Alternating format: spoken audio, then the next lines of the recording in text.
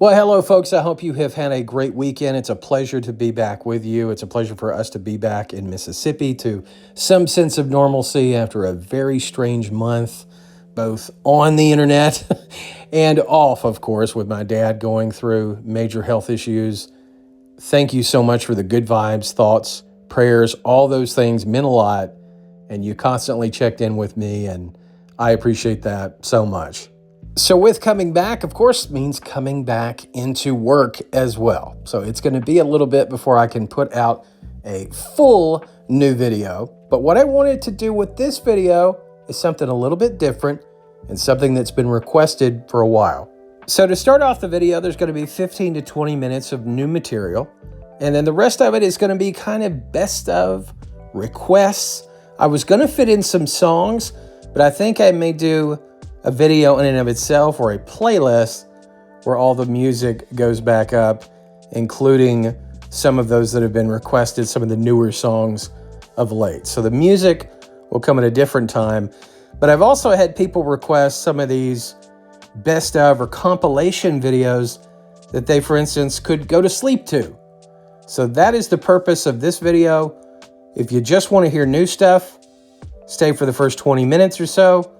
After that, if you want to put one on and go to sleep to it, this is the video for you. Thanks for being here, everybody. I appreciate each and every one of you so much. And so this video begins at 4:07 a.m. on Saturday, April the 25th. Jay, if you continue to keep these type of hours, Cris the Girl is never going to accompany you anywhere. Oh, basement dweller Jay. I'm heading to Dollywood for their first ever Run Dollywood. All right, that's awesome. Jay is going to do a 5K, the first ever 5K at Dollywood. History in the making. But this is the first time Dollywood has done a run through their theme park. The first race at Dollywood begins at 6:30 this morning. It will be the 5K. All right, it's 5 a.m. There's one of the Dollywood resort buses, which is one of the transport options for the runners this morning. So in case you haven't picked up on it yet, and I'm pretty sure you have, oh yes, Tampa Jay is not going to be running today. I know, and he definitely wanted us to think that he was going to by the clickbait photo and title. But I guess somebody has to cover a run, right? No? Wow, there's people already in line over here. Look at this. They're heading to the start line. Clever. The race officials will never expect it. This is exciting to see. Jay, Bubala, listen to me. You're playing it fast and loose with the word exciting. Just beyond the security or before the security area for a typical day at Dollywood, which later it will be a typical day. All these people are coming in for the race right now. This is exciting. Again, Tampa Jay, you keep promising excitement and have yet to deliver. I want to thank Dollywood for inviting me out. Yes, of course. Dollywood invited you, Tampa Jay. Wink. You guys too, inviting you out vicariously this morning. No, you weren't hearing things. Tampa Jay just said that Dollywood invited the fans out vicariously. Is that a little guilt coming through from the clickbait title? I'm a-thinking so. This morning to witness the inaugural Run Dollywood, the first ever foot race inside Dollywood theme park. Tampa Jay, I'm a little bit worried about you. You're barely getting your words out. You look tired. Did you even go to sleep? You can say no to certain things. That's exciting to be a part of this history, to witness all these runners running through Dollywood, also through their water parks, Splash Country, and beyond, even the resorts. It's historic, and doggone it, it's exciting. You can feel the energy. Not so sure. I am going to actually call my contact that works for Dollywood Marketing, and they're going to pick me up and show me the ropes. Once again, take a bow. His contacts with Dollywood Marketing. Yes. Thank you, adventurers out there, for getting Jay out of the house. So the video is about witnessing the very first ever Run Dollywood. Has to go down in the annals of Jaystery as one of the most ridiculous premises for a video ever. I am not running. I thought about it, but it was a little too late. And to be honest with you, I am a former athlete. Wait just a minute. Former athlete? That's not what your Instagram bio says. This needs to be changed right now. Mark Zuckerberg, can you do something about this?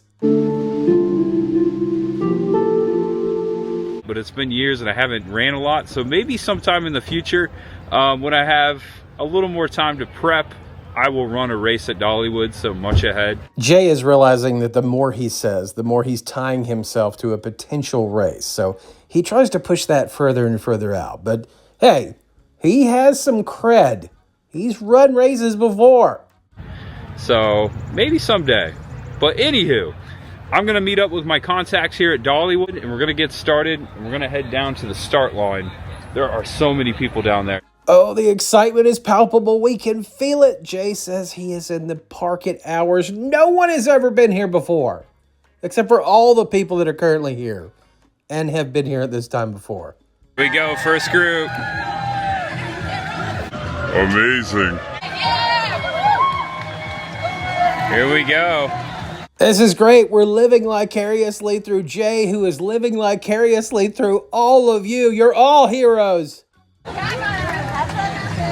Got the second group approaching to the start line. All right. Run Dollywood. Congratulations. It's still going, but I'm going to congratulate them early. And I want to congratulate you guys. Tampa Jay, why are you leaving? Did you have to switch out as some sort of vlogger exchange program? Did Willie and Dawn take your spot? Dawn, are you ready? I'm ready. Let's do that. Actually, Will and Dawn were already preoccupied. They were meeting up with YouTube legend Jordan the Lion for a fan meetup that drew, are you ready for this? It drew an amazing crowd of 5 people. 5 people. Hope you enjoyed the video. Let me know what your favorite part was. Let me know if you have any questions about Run Dollywood in the comment section down there. If you have any questions about the event, I promise you Jay is not equipped to answer any of them. We're here with Tampa Jay. Hey guys. He didn't get to run this time. Maybe next time. I was thinking about running, but I haven't exercised in a long time, so I thought I would just spectate, watch it from the sidelines, which was fantastic. Maybe we can run together in the fall. Okay, we'll try. A definite maybe. Uh-oh. So we check in with Miss Jenny Penny back in the United States, back in North Carolina, and showing off her international trip haul. 2.5 weeks, and within 2.5 weeks I have gotten a lot of souvenirs. One of the first places we went was Stonehenge, where I got this blanket. And the reason I ended up with this blanket is because it was so cold the first few days that we were in England. I did not pack appropriately. I should have packed for like winter. But don't worry about that, Jenny. That just means you're a true vlogger. At least a true vlogger in the wooverse, which means you never prepare for any type of weather that you're about to encounter. Heck, your significant other has one hoodie for all seasons. It was amazing to see something that was created 5,000 years ago. I think if you look really close, you can see one of Cris the Girl's ancestors. Okay, moving along here. Oh no! My ornament broke. So many people were giving the advice of, Jenny, you should have had bubble wrap, you should have this, you should have that. Hopefully nothing else will break. All better. I believe the majority of the ones in here are from France. Glad that Jenny had a good time and glad this was something that she let herself go on. I think it would be easy to get intimidated by it and think, 2 weeks, foreign countries, I don't think I'm up to it. She said, you know what? I'm going to do it. Good for you, Jenny. That say Paris on the Disneyland Paris. And they have these cute little duckies on the back. I needed ears there. I felt naked without ears. Oh my. I have a little ride vehicle for Ratatouille. Jacob collects ride vehicles, so we ended up with this one. This one spins around and stuff. So many collections. So So many collections. Since I've gotten my infusions, I can see a huge difference, so I'm happy for that. And I also have the dentist coming up, so I can continue working on all of this. Since my dentures didn't fit, we'll go and see what's next on the horizon with that, so stay tuned. Always nice to see somebody suffering from chronic illness finding any way they can forward and to live as pain-free as possible. So good luck to you and all that. Sleepy little Scarlet in the sun. Oh, and a hissing Cammy apparently. But yeah. Those may be the end of the updates for Jenny, but the Carpetbagger, the Carpetbagger has just gotten started. You see, not only was Carpetbagger able to squeeze 25,000 or so views out of the heading home video, but he was also able to get another 12,000 on his thoughts on international travel and what countries he might head to next. And you might think, I'd rather watch paint dry. Well, there were a couple interesting things that came out of this video. And it seemed to work pretty good. I didn't get robbed. One of the things that Adam highly impressed upon Jacob was to when he traveled internationally, he needed a messenger bag, a merce, if you will. And Jacob has embraced this big time. In fact, it's going to become a permanent part of his wardrobe. I'm actually probably thinking at this point this may become part of my everyday usage, especially theme parks. I think it's just generally good to have everything organized in one spot. As far as like going on rides and roller coasters and stuff, you have to worry about stuff in your pockets. There you go, folks. Travel tip number 1, stay organized. You know, for all of you that vacation 300 plus times a year. Masawe was the company. I ordered this off Amazon. It cost about $50. Note to self, call brokerage firm, invest in Masawe. Their stock is going to go through the roof, I tell ya. Carpetbagger said he tried out some smaller bags. They just didn't work as good. Finally, he found that perfect one, and he never felt unsafe at any time, except for this one time in France. And at no point did I feel unsafe. There was one point in France, and this is funny, because it was literally one of the first people that spoke to me in France. A guy came up and just started swearing at me. He was saying he didn't speak English, but he knew the F word. And he said something about my camera. I don't know. I was filming like traffic, and I don't know. He was like, just, yeah, blah, blah, blah. I really can't say what his issue was. I can speculate, but I can't say what his issue was. Well, I think we know what his issue was. I think we're looking at what his issue was. Carpetbagger has a negative connotation the world around. But in all seriousness, people are getting tired of vloggers, of influencers. They're done with it. They just want to live life without a camera being shoved in their face.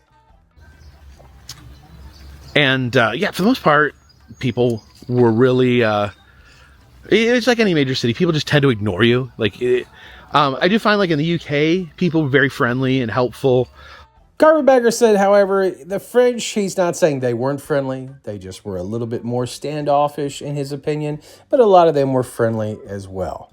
He did have baguettes that told him, don't say you're American. There's a lot of people saying, oh, you shouldn't go over there. They don't like Americans. Not going to hide the fact that I'm American. I'm not ashamed of the fact that I'm from the United States. No one chooses where they're from. This often happens with me and Carpetbagger. I initially admired the answer. He's a proud American. Nothing's going to keep him from admitting he's an American.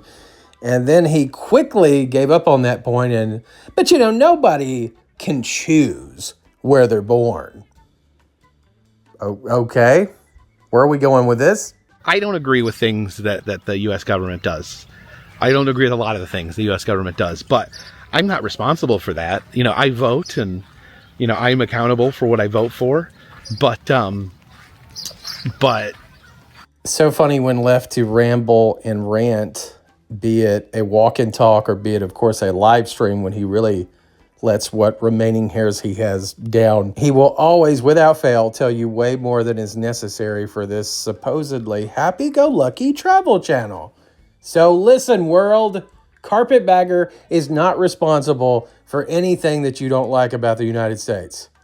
Love him, hold him, caress him as one of your own. At no point did I feel like anyone treated me poorly because I was an American. I don't think anyone cared. I think maybe sometimes as Americans, we have main character syndrome. C'est drôle, le Carpetbagger. Main character syndrome is a vlogger personified. One thing I've noticed is that Carpetbagger rarely thanks the fans for any suggestions that they make. Especially like traveling with Jen. She has problems with her knees, very serious knee problems. Occasionally, these walk-in talks will give an aha moment. And this is certainly one of them. Now, no doubt, Carpetbagger loved having Jenny on the trip because she's the love of his life. They both care about each other greatly. Going to get married in the near future. But also, there was a hidden benefit that I don't think Carpetbagger had bargained for. And so, especially in Paris, that she could not get up and down the stairs. There was too many stairs. There was no the first subway station we were first getting there. There was just no airport. There was no elevators or anything like that. So she had a really, really hard time doing that. Don't really know why he had to include that part necessarily, that she struggled and all of those things. He talks more about how people were very helpful to her.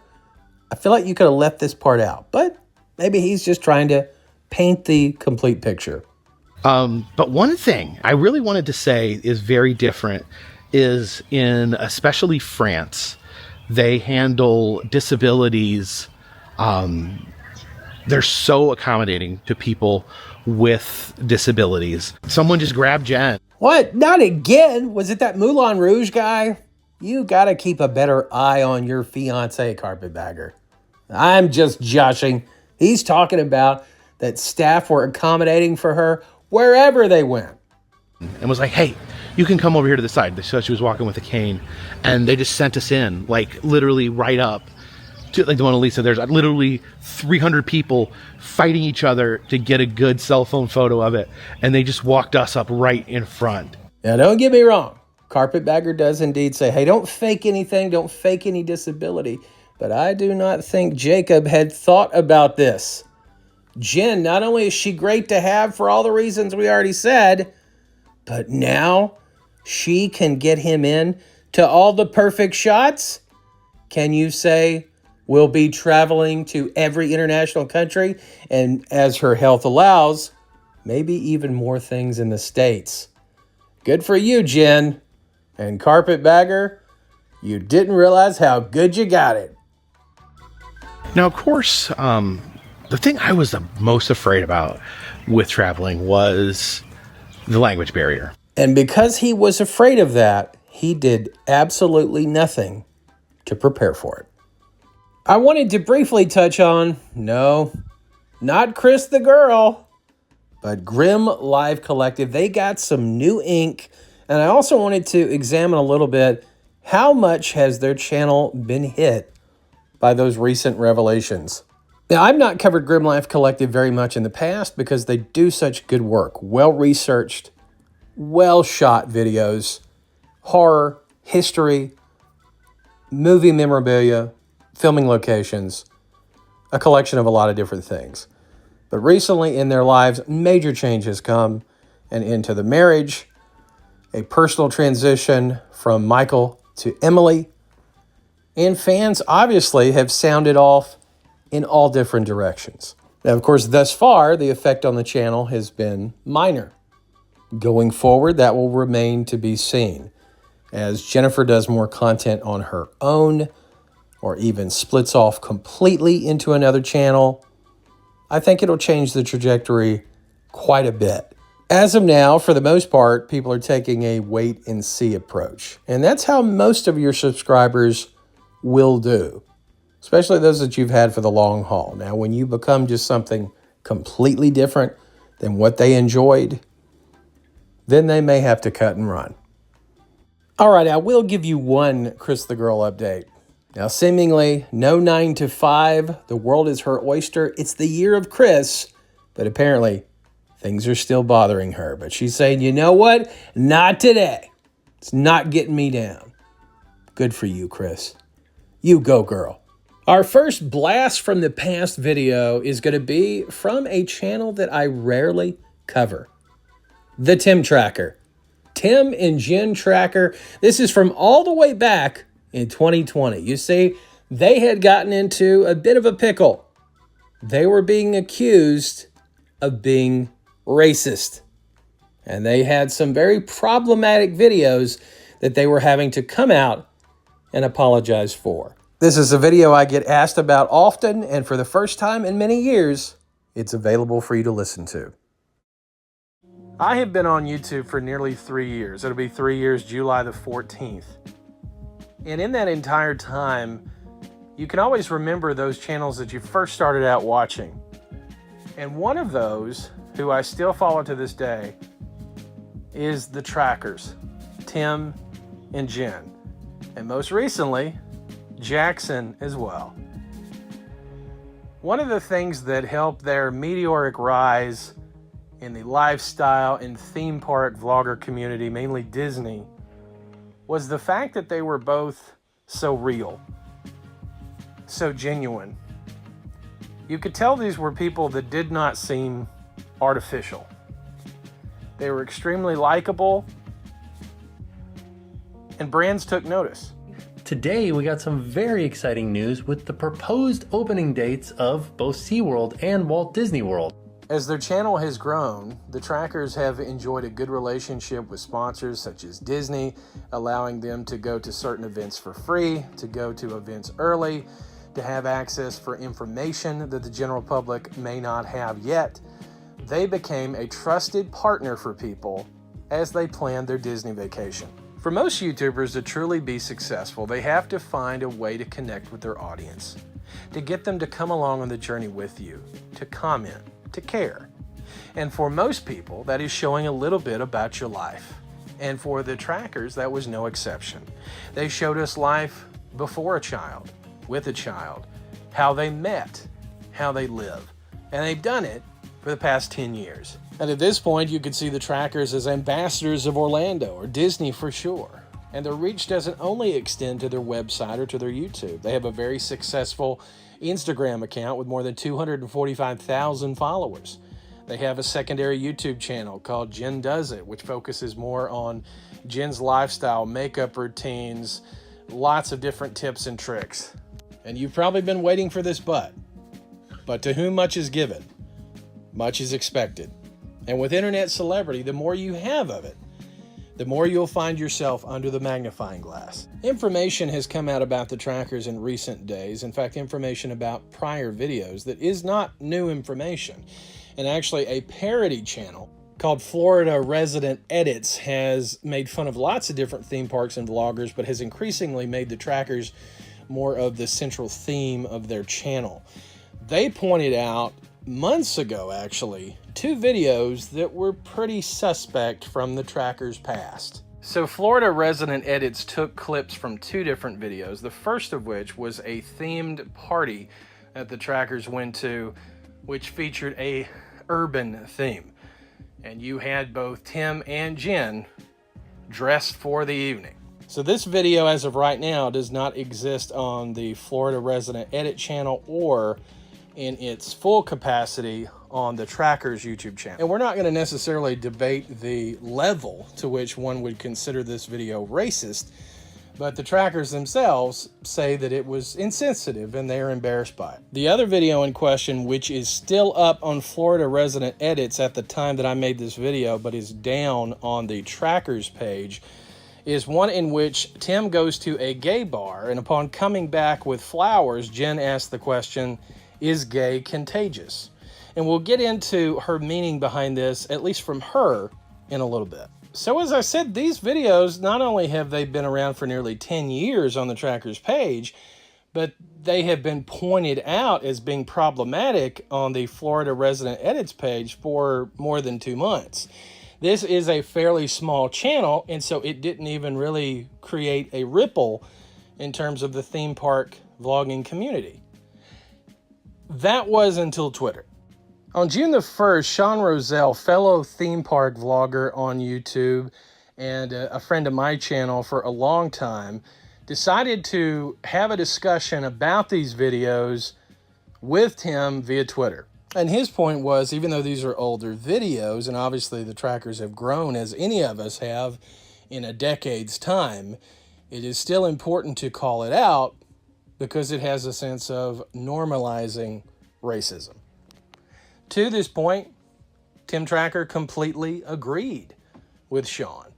And he went on over the course of 3 different tweets to explain how he agreed, how he felt they have grown, and how they were going to move forward in the future. And there were also people like Joy and Robin who immediately came to the defense of the trackers and said, hey, we saw the video about is gay contagious, did not offend us in the least. We stand with the trackers. But the trackers were very quick to point out to their fans, hey, we appreciate you, but don't defend us. We agree that these are things that embarrass us.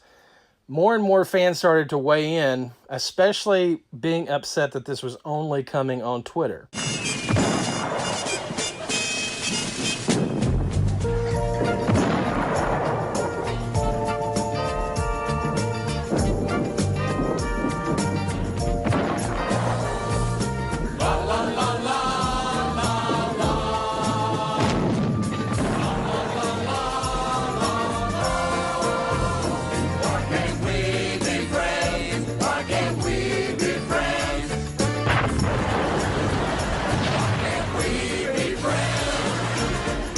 Just can't wait until the war begin. So the next thing that the trackers did is they waited 3 days. And I would implore anybody, if there's something from your past that you ever find yourself in a situation where you have to apologize for it, this is the way to go. Never react out of fear. Never react out of panic. Take your time. Typically, even though you'll have some naysayers on the sidelines, when are they going to say something? This just means they're guilty. For the most part, people will give you about a week. The trackers took 3 days because you have to, when you're apologizing for something as a social media influencer, I know we hate that word, but as an influencer, you've got to be able to say what the issue is, how you understand the issue, how you're moving forward. And you have to be able to hit on all 3 or it's not going to work. I'm sure you guys noticed that we took a few days off, and we took those days off to reflect. We started this channel in 2009, and since then we have uploaded over 4,000 videos. And in those 4,000 videos, we have said and done things that were hurtful and offensive and just plain wrong. So just as a disclaimer, clearly I'm not wanting to wholesale upload their entire video and take their intellectual property. I'm showing clips. To get the full experience, you need to go to their page and watch the video in its entirety. Definitely evolved and grown into, I think, more mature and just better people than we were back then. Are ashamed and embarrassed of some of the things that we chose to put up on this channel. Our channel has always been a place of, we just have a really great community of people that watch the videos. So the examples that we can give are, one video we went to a party where the theme was urban and we dressed up, and we shouldn't have done that. It normalized racism, and that's not okay.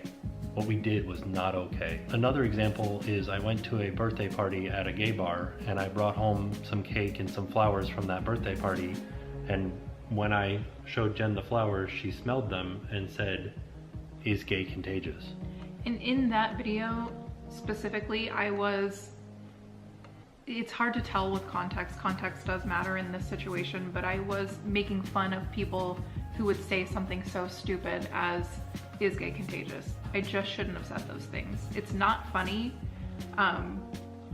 It's harmful, it's hurtful, it hurts people. And we take full responsibility for that. Yeah, that's not something that we would say now or think now for the sake of Jackson, you know, like we want to be better people for him and for the kids that watch our channel and for the families that watch our channel together as a family.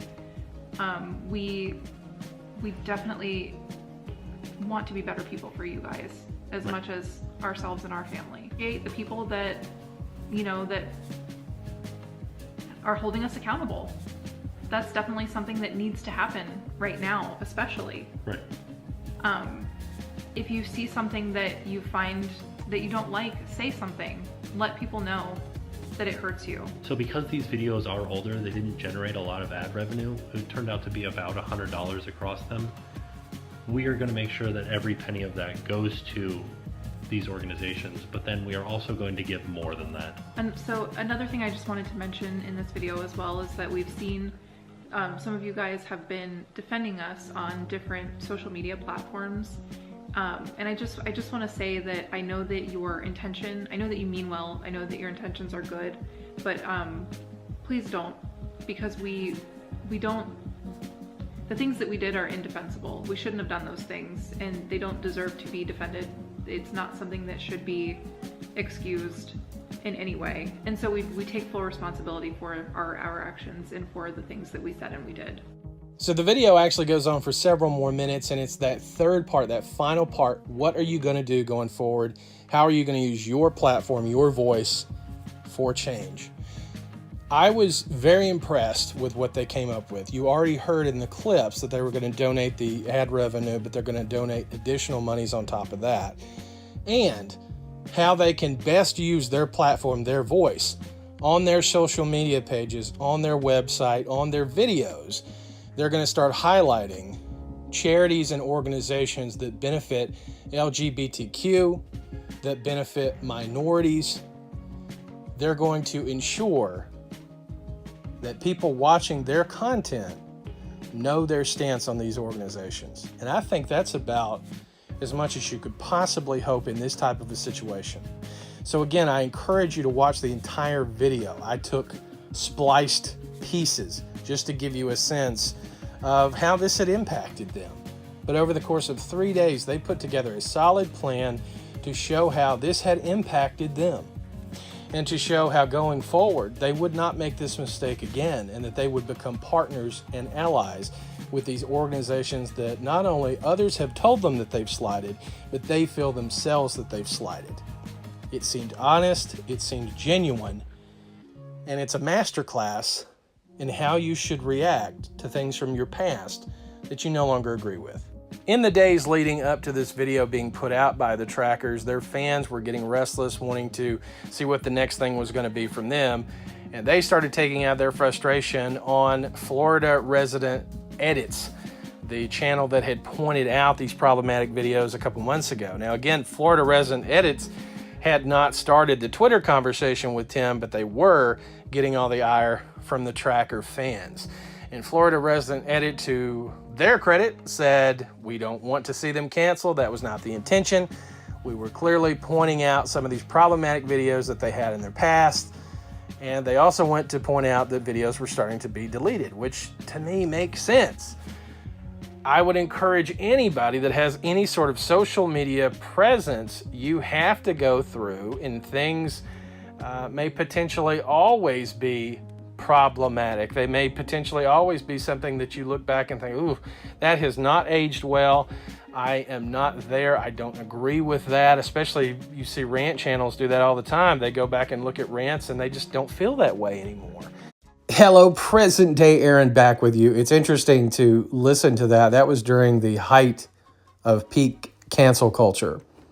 And so many channels were scared to death that something in their back catalog was going to be found, and that would be it. That would be all she wrote. Now, the trackers, as I said in that I felt like they would be fine, well, they went on to continue to do these sorts of videos that they always have. They've expanded their family. It could be argued that the momentum that they had at that point was dulled a bit. They're not at 1 million subscribers, which it looked like they were shooting straight for. Now, they may still get there. I think they probably will. But certainly their YouTube trajectory took a different path than it might have before that. I think that was a small bump in the road, but it certainly had some ramifications at the time. Are we still in that kind of, again, cancel type culture? To a certain extent. You do something bad enough, yeah, it's going to be done. This next clip is one of my favorites. It's from a video about Tampa Jay's appearance on NPR. Yes, that NPR, a local affiliate in Florida, but still, NPR. The joke almost writes itself without needing anything else. Now, this host, I don't think is quite sure what he got in Tampa Jay. But to be fair, and to give Jay credit, he handled himself pretty good. But there's also a lot of hilarity throughout. I hope you enjoy Tampa Jay, horror enthusiast, visits NPR. Happy Halloween, folks. You know, those Florida roots are still paying dividends for Tampa Jay. I'm assuming the local NPR affiliate in Tampa, they were doing a Halloween special. They thought, wait a minute, there's somebody named Tampa Jay that does haunt season. We should have him on. Seems like a great idea. Costumes this year. Well, joining us is Cara Guagliardo, Executive Director of Hospitality and Community Engagement with J.C. Newman Cigar Factory, and she's also the tour guide with the Haunted Factory Tours. Cara, thank you so much for stopping by. Thank you. Glad to be here. Also with us is Jay Ammerman, a.k.a. Tampa Jay. He's an adventure and Halloween influencer. Jay, thanks for being with us as well. Hey, it's a pleasure. Happy Halloween, everyone. Thanks for having me. Jay, what was up with that head shake? Anyway, probably just nervous energy. You're going to do great. The Halloween tree even made its NPR debut. But why no fiance Cris? Why, Jay? I want to start with you, Cara. You've got these haunted factory tours. I understand you had like a 3-night event. It was sold out. More than 300 people kind of venturing into the basement. Yeah, so the great thing about J.C. Newman Cigar Company is there are lots of stories. We've been in our building since 1954. We're always inspired by the actual true stories of the building. I am, like a lot of my coworkers, on a buddy system only. After 3 o'clock, visit to the basement. We go down in pairs just in case. Well, Jay Ammerman, you're a full-time Halloween influencer. You deal with haunted houses, haunted locations. You've got 160,000 subscribers on YouTube. How do you build like a career as a Halloween influencer? That's got to be a pretty unique job title. It was exciting from the start, but it was a slow start. I just have always loved haunted houses and Halloween.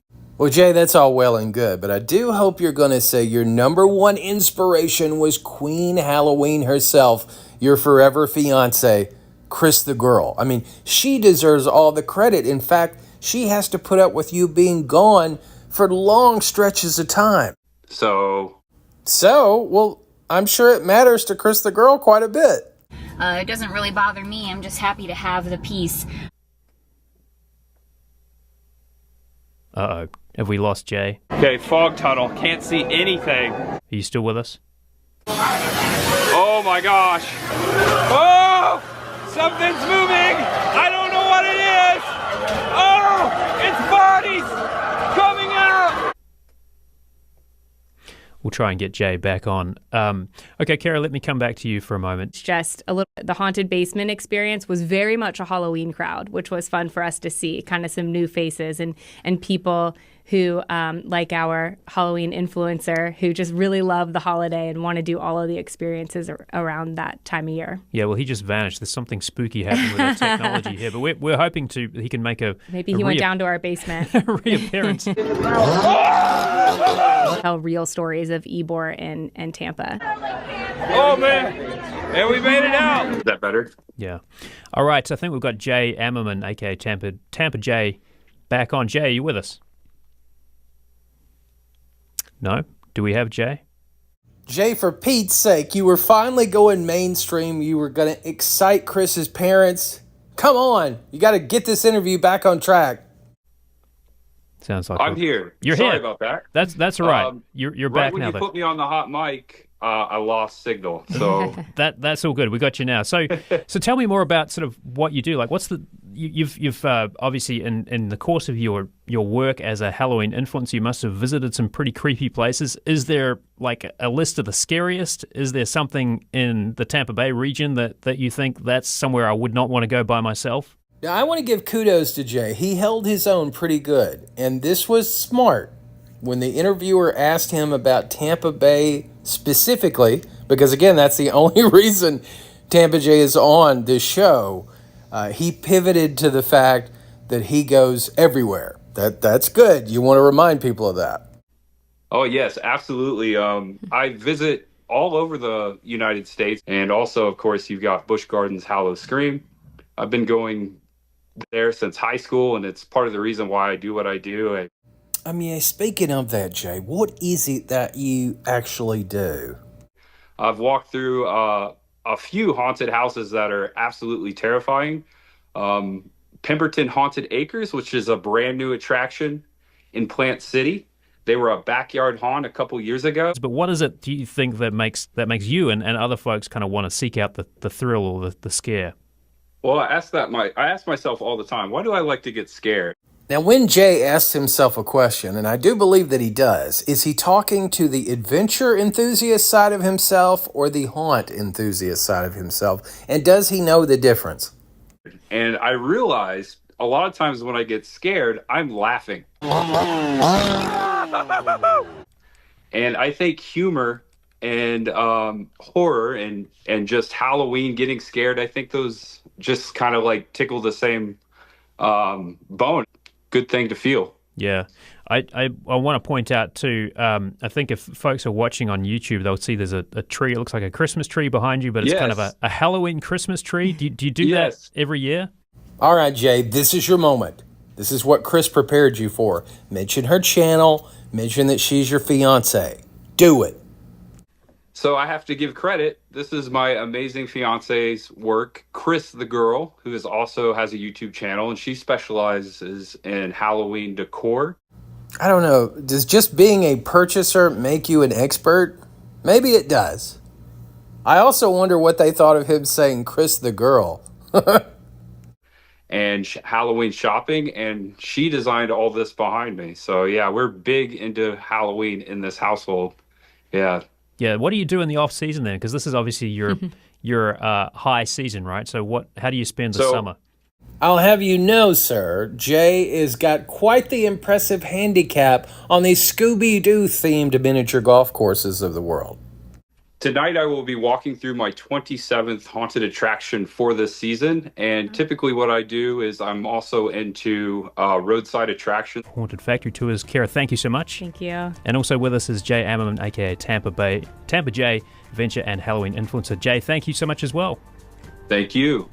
Boring, boring, boring.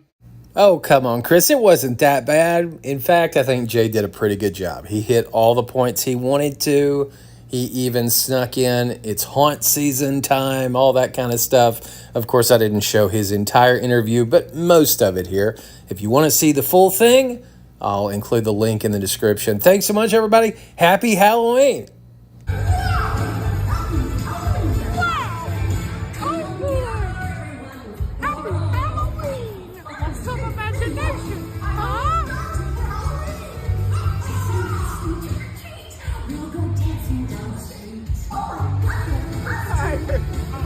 Our next trip down memory lane is one that's actually fairly recent. It's my take on the Disney adult TikTokers. Now, Disney adult, it has a negative connotation because it's been a negative connotation for so many people.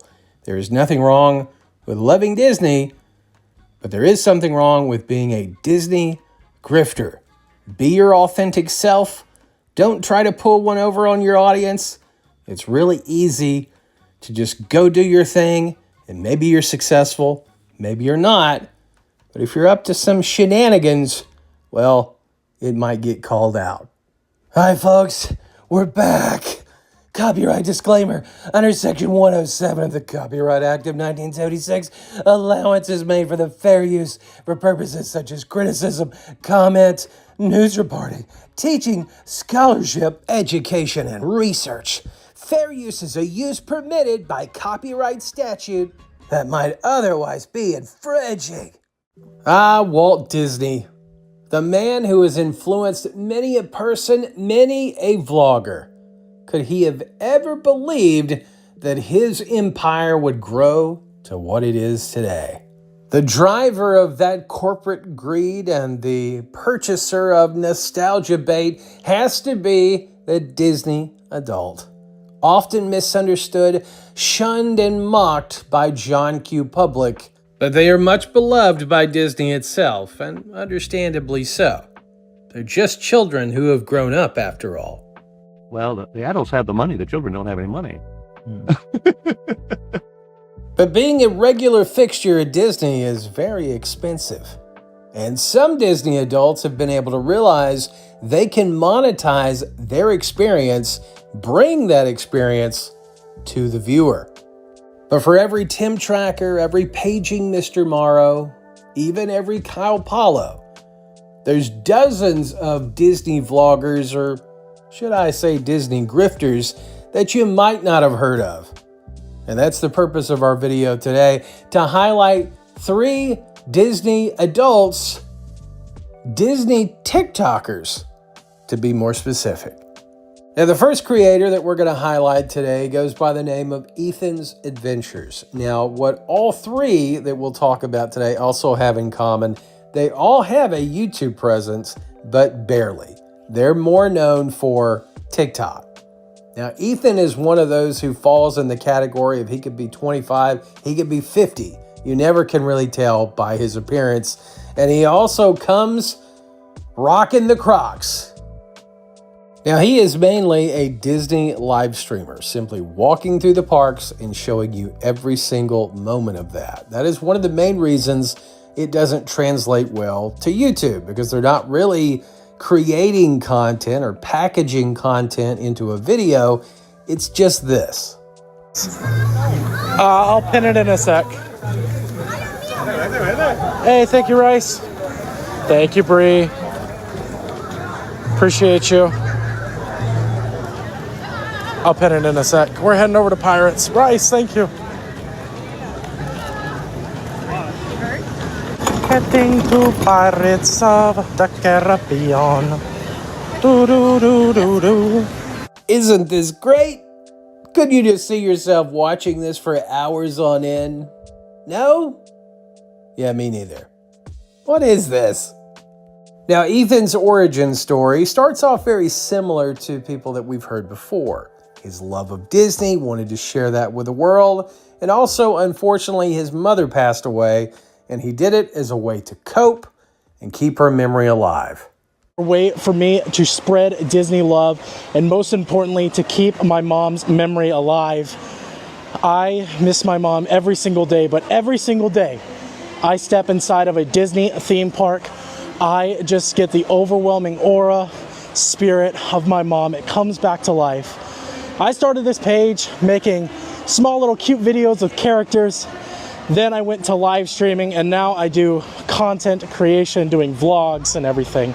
And so that's nice. So he's remembering his mom, he's sharing his love of Disney, he's building a following, and if you're doing all those things, why not get paid for it, right? Seems like everything's on the up and up. Well, just wait for the rest of this story. Much like so many vloggers we've heard of late, Ethan left a full-time job to be a Disney live streamer full-time. Yeah. Well, you know, there's that one thing about grifting that we can always say. Grifting always finds a way. And all these vloggers and creators that start out just wanting to show their love of Disney to keep themselves afloat, they have to manipulate. And manipulate, whoa, Ethan surely does. Ethan routinely asks his moderators, for example, for money, for tickets, for food. He even tries to manipulate his watchers into getting him into certain events. He is an amazing follower, and yeah, he offered a very generous spot for Moonlight Magic. So what time is he supposed to get here? He told me that he'd text me the time that he was going to get here, but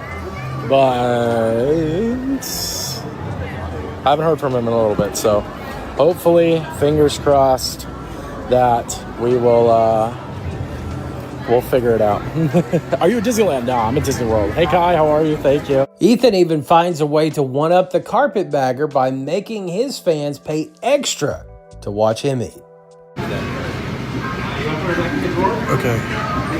Ooh, there we are. Oh.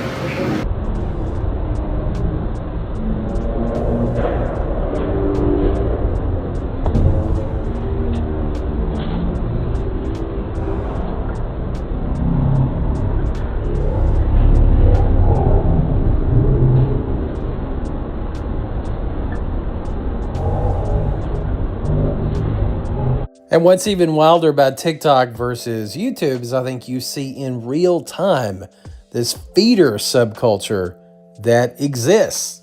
And they do like to see these people eat. I don't get it. So gross. Now, Ethan, of course, is going, as you probably already expect, with the persona of a paging Mr. Morrow. That's certainly what he's going for in demeanor.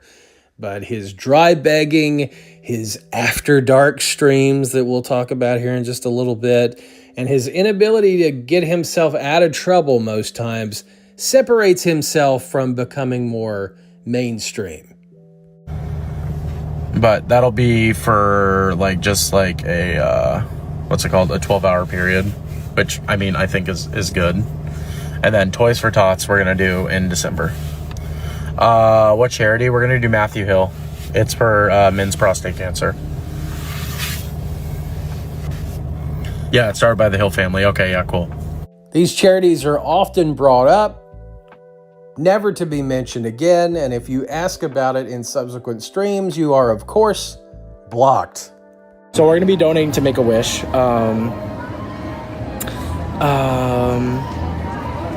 Yeah, and then also what I'm going to be also adding to is, and then next month, I think we're going to do No Kid Hungry. Because I love the organization No Kid Hungry. I don't know if you guys know what that is. But No Kid Hungry is a wonderful organization that I'm excited to I think the charity idea is a really good idea. Yeah, it's a great idea, but unfortunately, as an idea is where it will remain.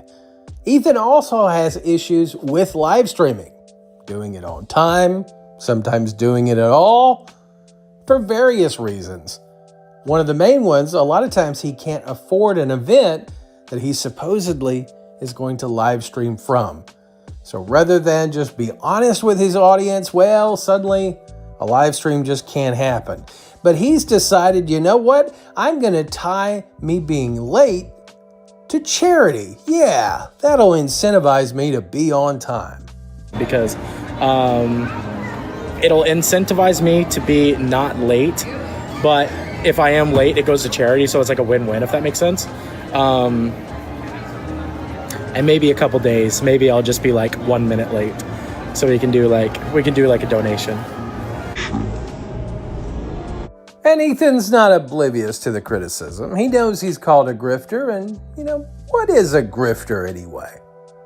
I think this is just my opinion. I feel like if you're doing it as your full-time career, I feel like it's kind of different. I don't know. That's just my opinion. I feel like if you're doing it as a career,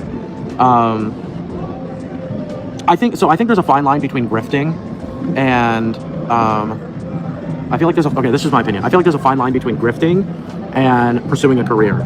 Oh, I see. It's big picture thinking. It's all a means to an end, right? So it doesn't matter, for example, that the Toys for Tots drop-off that he was supposedly going to be taking toys to, that he never did that. It's not really about following through. It's just about furthering the channel. It's the idea of giving that helps the channel move along. But grifting, it's not grifting. It's all about making the channel and making that full-time career a reality. And then maybe later on, you can really do what you say. You know what I mean? Does that make sense? I feel like there's a fine line. I feel like getting upset at the amount that, what is grifting? So grifting is basically like, you do what you're doing specifically for like money, right? So like let's just say someone would let's just say as of right now, someone would, let's just say someone sends a, what's it called? Someone sends like a 99-cent super chat right now. Of course, I'd say thank you, right? But someone who might be grifting would be like, you can't, they would say, I'm not saying this. Ethan is not saying this. Ethan, I'm not saying this. I am just going to say what a grifter would say. Sometimes people can be like, oh, like 99 cents, not $1, not $5, not 10, not 20.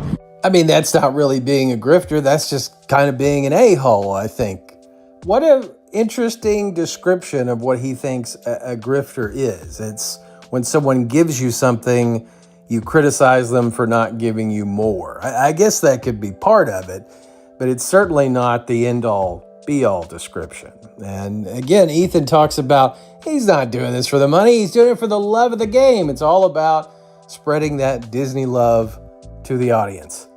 And they can perceive as like very fake and like very disingenuous, if that makes sense.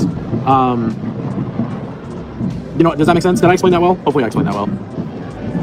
And if that were it, you might think, bit scummy, disingenuous, but there are people that are far worse. Well, unfortunately, Ethan is far worse. You see, that manipulation doesn't just reside with the mods and getting money for food and gifts and various other things.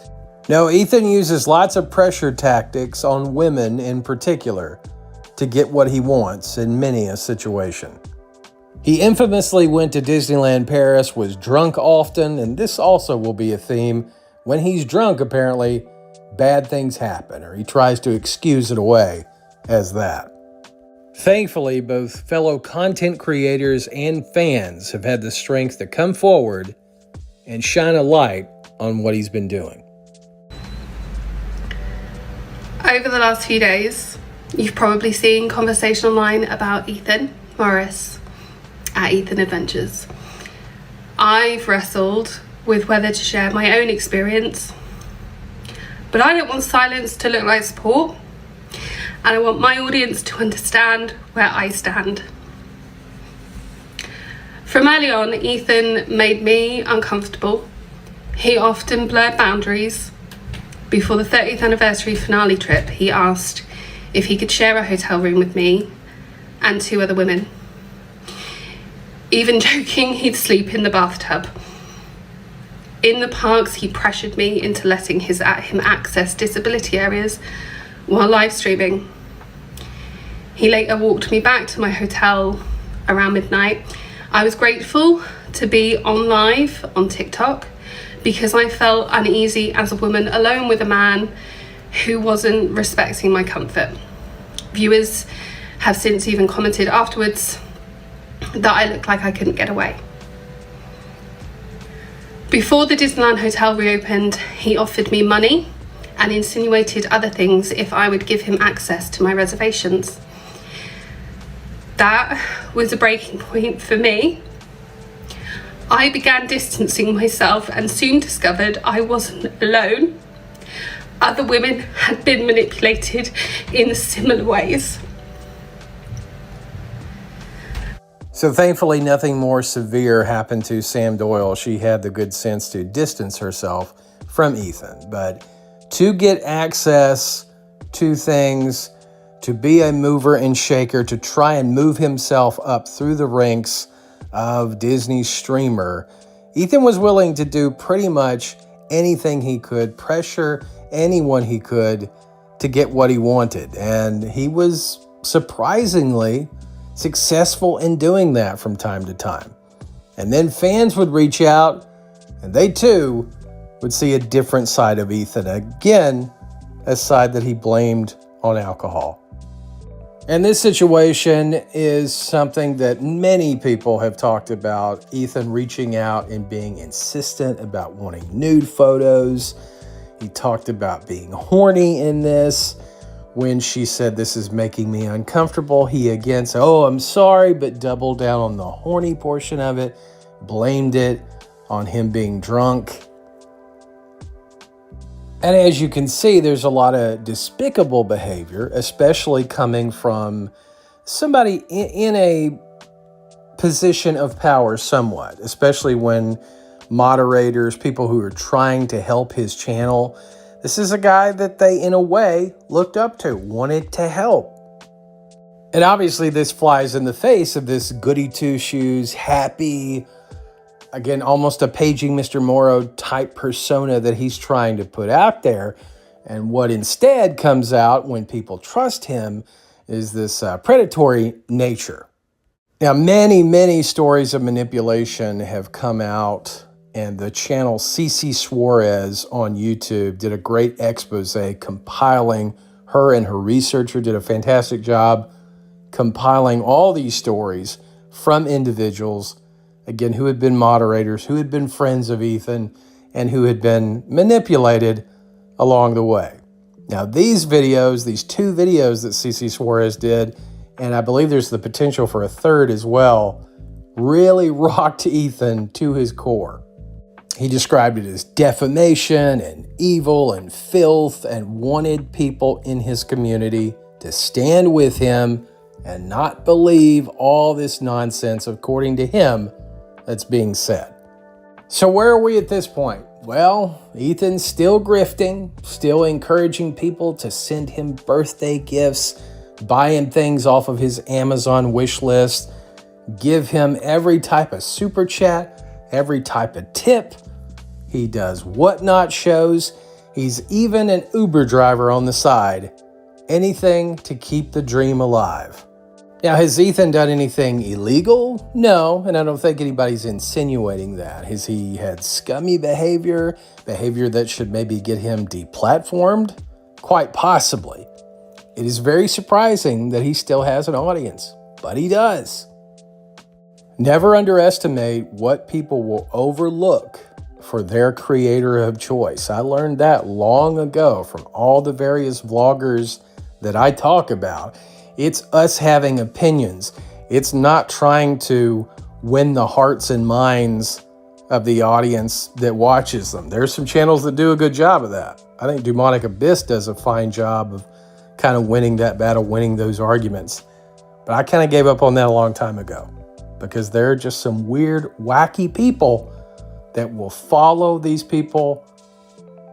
They'll go down with the ship. I mean, we have a couple goals. It's kind of a slow night tonight a little bit.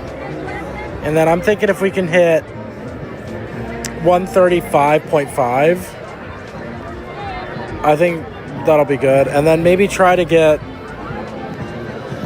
finish off like 3 of the gallery, maybe. The gallery, for those of you that don't know, is the various gifts that you can send Ethan in his live streams on TikTok. And yes, you heard right, over 100,000 people following his TikTok account who don't care to do research. They don't really care, a lot of them, what a creator stands for. They're just there to see Disney. And to them, that's all that matters. Our next creator, Kathleen, or as she's better known online, Magic Park Memories, is fairly new to the streaming world. Oh, I'm sorry. She doesn't like to be called a streamer. So Disney streamer bad, Kathleen good, right? That what you want me to say, Kathleen? Kathleen is an annual pass holder and is in the parks every single day. Getting her money's worth, I suppose. She's found a niche, and boy, is she doing it. Filming the piano players, every piano player, every day, the whole song. And although Kathleen seems to like all the piano players at Disney, one she seems to like in particular. His name is Grayson, and she has popularized that over all social media. Increasingly, her comments about Grayson get stranger and stranger. Is he the main attraction on Main Street? Do you like his beard? Uploading every single section that a Disney pianist performs, sometimes as many as 14 parts. Are we seeing a theme here, people? Now, Disney does list the schedules of the pianist, but not who is going to be playing. And Kathleen says don't DM her to find out who's going to be somewhere a certain day she doesn't know. But she does feel the need to update the masses if Grayson isn't right where she's expecting him to be, for reasons. And Grayson told me that they're working on the castle. You remember I said that they're going to paint? So they changed all the show times, and that now they changed the show times at the castle. Now they're changing it at the piano. So it's all new times. The first show today was like around 11, and then the second show was 12:20, and today the third show was 1:40. And Grayson was not here, in case you were looking for him today for the first show. He said that he did not know that the piano times changed and nobody told him. Grayson is just a gifted piano player trying to do his job, trying to create great memories for people, be extra friendly with the guests, and he's got these people stalking him. Oh, did I mention Kathleen's son is also here from time to time? Happiest place on earth. I'm excited to see the live action one. That'll be interesting. I'm so excited. That was always one of my favorites.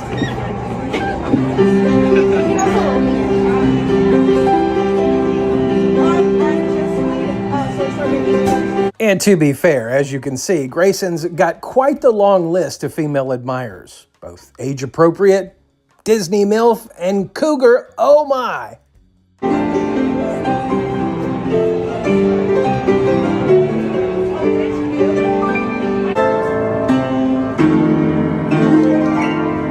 And Grayson, for his part, is trying his best to be kind and understanding.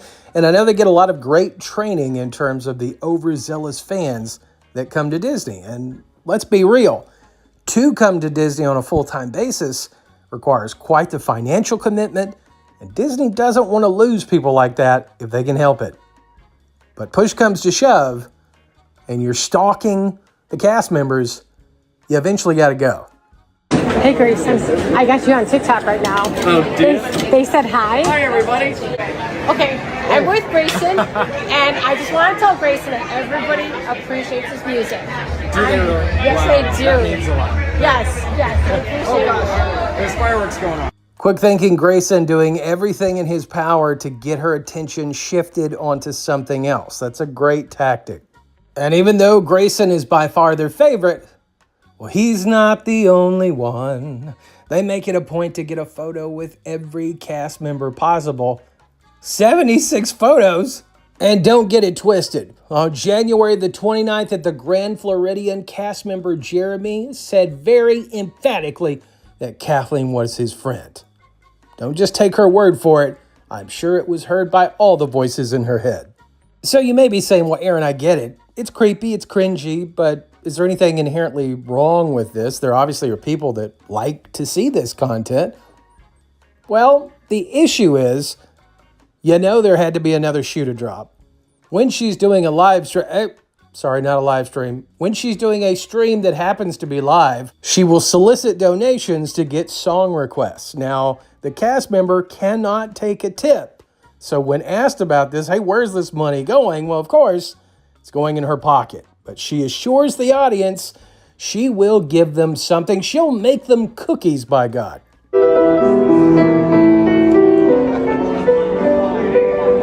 And folks, as we know, nobody is immune to criticism. This video, case in point. But there are others doing the Lord's work. Groups like Theme Park Swindlers on Reddit have been calling her out quite a bit. But you got her all wrong. She's doing this for you, folks. She's going live. Well, not going live. She's doing a stream which happens to be live daily. She's going to the park. She's sharing all this goodness for you just because she likes making people feel good. That's it. Now, she's starting to be more aware that she's being captured out in the wild, both her and her son. I've really got to quit bringing him up. I'm going to be haunted by that tonight. Now, Kathleen is fighting back the only way she knows how. by saying, you know what, I'm friends with all these piano players, Disney likes me, and doggone it, I like me too. She's even trying to make a major distinction between herself and Disney live streamers. Easy, I didn't say she was one. And you know you've arrived and become a part of the Disney park zeitgeist when Sean in Orlando himself does a parody of you.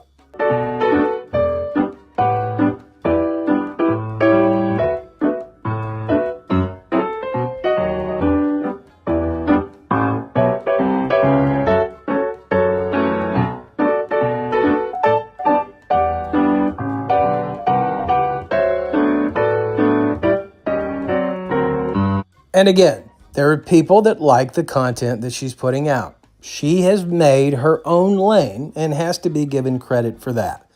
But just like many a grifter that we all talk about, she's oh so keen to share her personal story and to solicit donations. And again, she's not forcing people to do this, but people in general are very kind. They like to help people. They especially like to get the recognition for helping people. It's a sickness. If you're ever wondering why these people will lay down $100, $200 in super chat just to hear their particular creator say their name, well, I wonder about that too. Now, can the cast members do something if they feel uncomfortable? They can. But let's face it, this is their job. They're not trying to make waves. Have complaints been filed by park goers? Supposedly they have. Will it do anything? Well, only time will tell. And Kathleen will just have you know, folks, that a lot of cast members come right up to her. How about that? They want to be her friends. They introduce themselves to her. So stick that in your pipe and smoke it. I know I've been properly told off. And Kathleen is a fast mover. The internet is starting to really like her. On TikTok, she's getting into both the algorithm for Disney content and live piano content. Maybe we just have it all wrong. In fact, she was recently profiled and interviewed by Bold Journey. What's Bold Journey, you ask? Well, I don't really know. Oh, I see. Bold Journey is a place where you can be featured. They're always looking for unique people, and you submit yourself. Oh, this may not be the feather in the cap we want to promote, Kathleen. This is Magic Park Memories. It's Thursday, January 29th. I'm on the monorail and we're on our way to the Grand Floridian to see Jeremy play the piano till 8 p.m. So come join Jeremy and request your favorite song. And one thing I've not mentioned before, but I should now. She's also caught the ire of other park goers by downing cast members, by downing the park's appearance, saying things are trashy, that they're not worth the money. Now, maybe for that last one, we could all agree a little bit. In the end, I guess all we can say is, Grayson, we're pulling for you. Keep your head on a swivel. Our next profile in griftery is none other than Tinker Corey. Now, much like Magic Park Memories and Ethan's Adventures, he has a footprint on YouTube. But his forte, and something he seems to enjoy much, much more, is TikTok. Now, Tinker Corey, much like everybody we profiled so far, has a love of all things Disney. He's very creative, he's quite the crafter, and we'll get into that a little bit more later. Oh my. Gosh. I've waited way too long to make it into Magic Kingdom to make this purchase, so let's go to the Emporium and get what I'm looking for. I saw this like last week, and I don't know why I have not been to the park, but first, castle vibes. All the classic hallmarks are here, dry begging for food, for tickets to certain events, asking things of his moderators like loans that he says he'll pay back. Similar to Ethan's Adventures, he'll overpromise on when he's going to stream. That's where the similarities kind of end there, outside of the traditional grifter thing. So we're definitely not going to put Corey in the same lane as Ethan. Corey, in fact, Tinker Corey is, again, as I mentioned earlier, quite the crafty person. He's got his Pixie Hollow, where 327 supporters donate to his cause. And for the price of $50 a month, you can get access to his Pixie Hollow boxes. He will take a pair of Disney ears and decorate them up. Many say he does a fantastic job. The only problem is these are rarely fulfilled. People will pay into this and not get what they were promised. Now, some, they're just happy to support him, and some take issue with it. Asian shop, so let's go inside and see what ears they have currently. I know they recently dropped some really cute pink ones for Valentine's Day, so let's see if we can find them. We are headed over to the ear wall, and it looks like I've already spotted the new ones for Valentine's Day. They are so cute. They're pink, they're iridescent, they have pearls on them. These are really cute, not to be confused with these pink ones that have been here for quite some time. Of course, we've seen the 2026 ears. Again, I love these because the year is not on them, so you can wear these anytime. Exactly. I've worn mine into many a corporate boardroom and have gotten quite a few unique glances, to say the least. Now, Tinker Corey has an audience that loves this type of content. They just want to see him go in, show off the products. Sometimes he even offers to buy products for people. We'll say he fulfills those. We don't know. But one thing Corey does do that really rubs some of the people the wrong way that donate to him anytime he asks for it is he'll show off the hoarder room. He's got dozens of backpacks, of course, as you might expect, a huge collection of pins, lots and lots of bling that he just keeps right on buying. So is a lot of this behavior, if not all of it, grifting? I would say so. But I think I feel the least strongly about Corey from what I've been able to see and research because people gladly hand this kind of stuff over. And there are people that you're going to encounter in your life. Everyone listening to me probably has had that person that no matter what is going on in your life, they'll reach out with a hand open and you try to be there for them when you can. He's fulfilling a need for a lot of people that follow him. And is he taking advantage of people that he gets close to and vice versa? Possibly. But so many of these people, they just keep right on asking for it instead of leaving and going on. I also respect the fact that he's trying to diversify and kind of get away from just the Disney content. He does Universal content. He does more mainline TikToks, trying to go in different directions. Currently hustling to Hollywood Studios at one of the most chaotic moments, and that is at the 9 o'clock rope drop. So folks, like it or not, Disney adults are always going to be a thing. They're very important to Disney itself, and they're never going to want to see them go. Understandably so. They have the cash flow to keep paying those exorbitant prices. But most Disney adults can't go full time.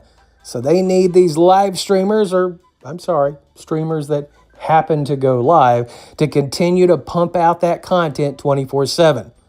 And some of those that fall into the grifter category will take advantage of the Disney adults that get too close. Whose fault is it really? For some, we can see them as predators. Others, they're just taking advantage of a situation. All three that we've talked about today have been pretty much different in their own respective way.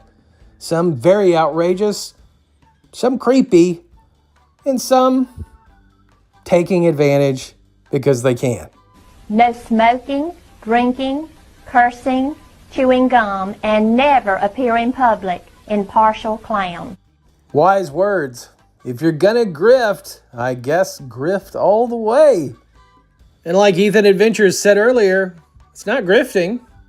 It's just trying to make this a full-time gig.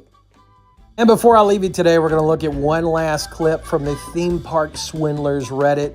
We see Miss Kathleen is starting to catch on to the fact that being on camera is not a good look for her. And as soon as Grayson is done, she beats a hasty retreat. We're probably going to see this more, especially if she keeps getting called out. Thanks for joining me, folks. This was a nice sojourn away from our normal vloggers behaving badly. We'll check back in on them in our next video. Thank you so much. I've been Aaron with Passing Through Productions. You've been passing through, and I greatly appreciate it. Sides of his flow. Ladies and gentlemen, if you don't know story, the Woo is on the move. He can go anywhere in the world and do what he does as long as he has his belt. It's all good, baby, baby.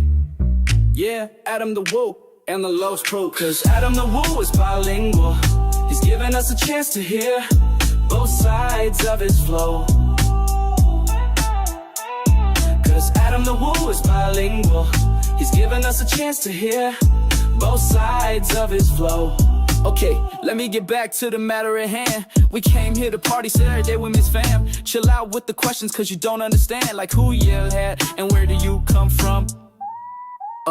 Look, we came to have a good time. See, I told you, you wouldn't understand. I came here to party with my fam. So chill with the questions you don't understand. Like who are you, man, and where do you come from? The walk and talk. One of the vlogger's best friends. You get back from a trip, walk and talk. You're angry about something, walk and talk. You didn't enjoy your walk and talk, walk and talk. You get the picture. This walk and talk discusses 3 specific vloggers and their unique take on it. Tampa Jay, the Carpetbagger, and you know who. Do not speak his name. It may be hard out there for a pimp, but it's much, much harder out there for a vlogger. No matter what you do in your own personal life, vloggers work 10 times harder. Healthcare professional, retail worker, public servant, not even close. Have you met the YouTube algorithm? That's something you never want to face.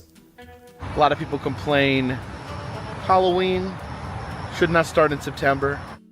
We expect these vloggers to be the court jesters of our lives. Always with a smile on their face, always riding a ride for our, well, mostly their entertainment. We drove 600 miles. It was like 8.5 hours all the way to Plant City, Florida. Of course, we couldn't miss it. One thing that remains a constant is the vlogger's camera. Always capturing their mediocrity, never complaining, never criticizing, only documenting, always for posterity. There's certain things that I will do that I know is not going to have the most interest for those who have either subscribed to me or been watching for a long time, but I just do it because I love to do it. Unfortunately, the fans of these vloggers are tuning in less and less. Mediocrity, low effort, repetition, that used to equal success. Well, not anymore. And if things continue, we have some vloggers, they're going to have a hard time explaining that employment gap. I know, I'm sorry. But we have to think about it. In the past, vloggers could just hope things got better. But then the prevailing vlogger scientists got together and came up with a surefire cure for low views. Chastise your viewers through a walk and talk. Remember, vloggers, it's never you. It's always them.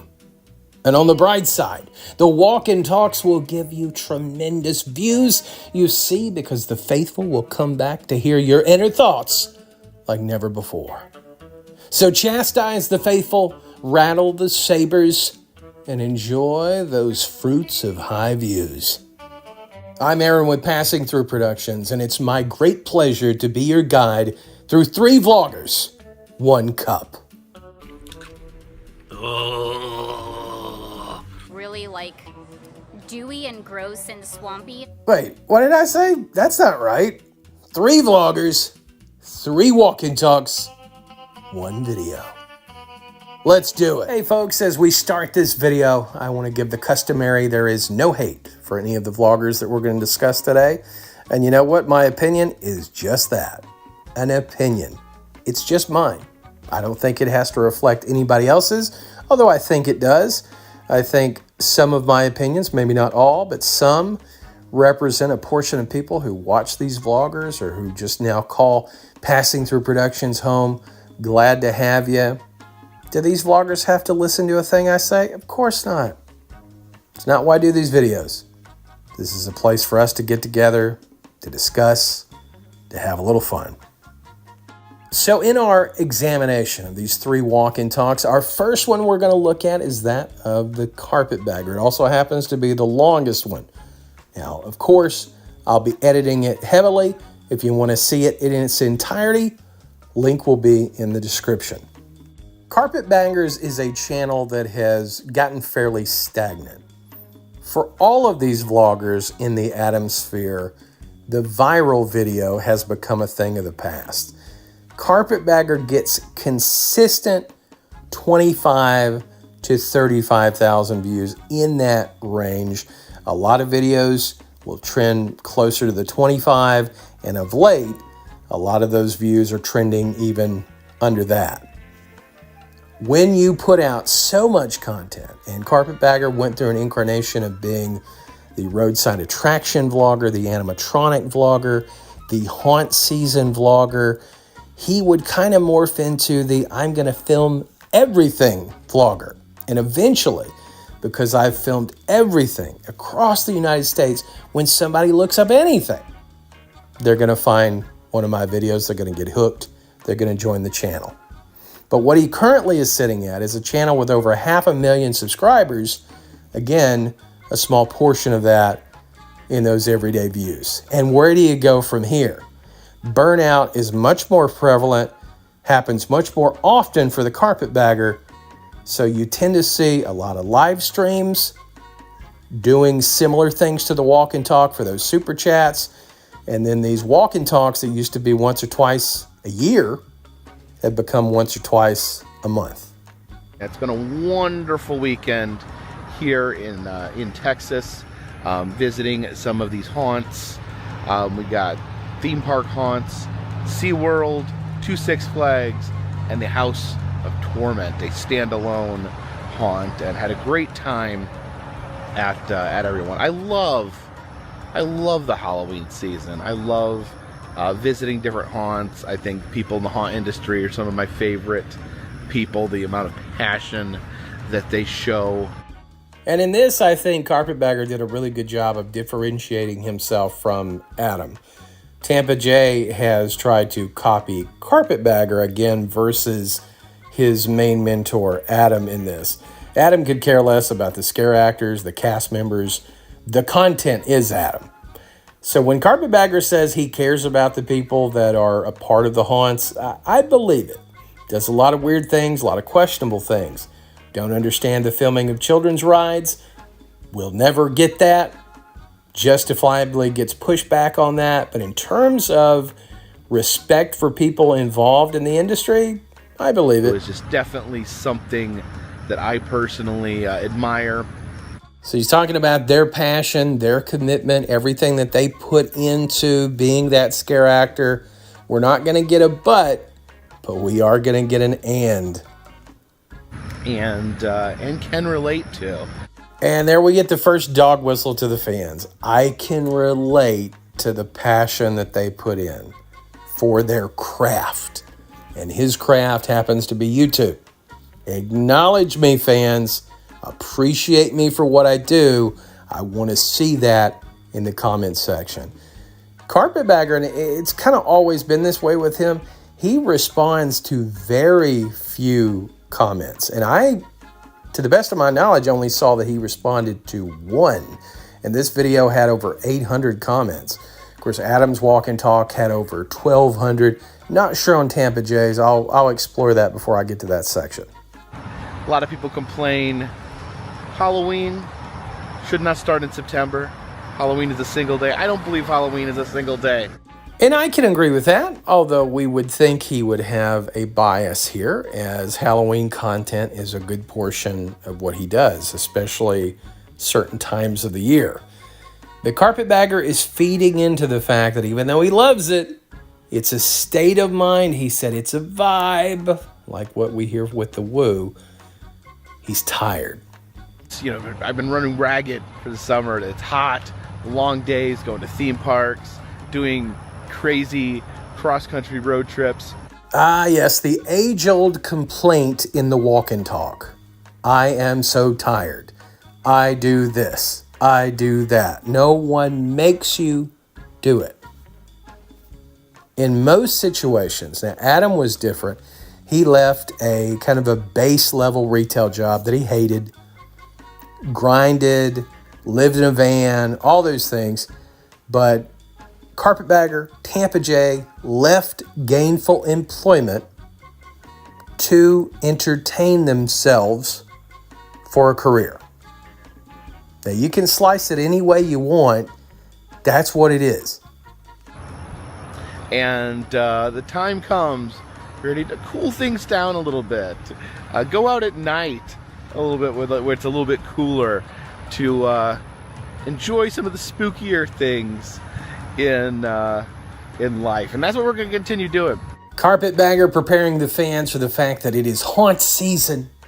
I'm not sure, according to Adam's Halloween scale, if for him it's 2.0 or 3.0, 8.0, who knows? The only answer is 42. We're going to do opening night of Not Scary Farm. Opening night, Dark Harbor. And of course, we know that Carpetbagger would go on to do those things, and Jen would even accompany him on some of those.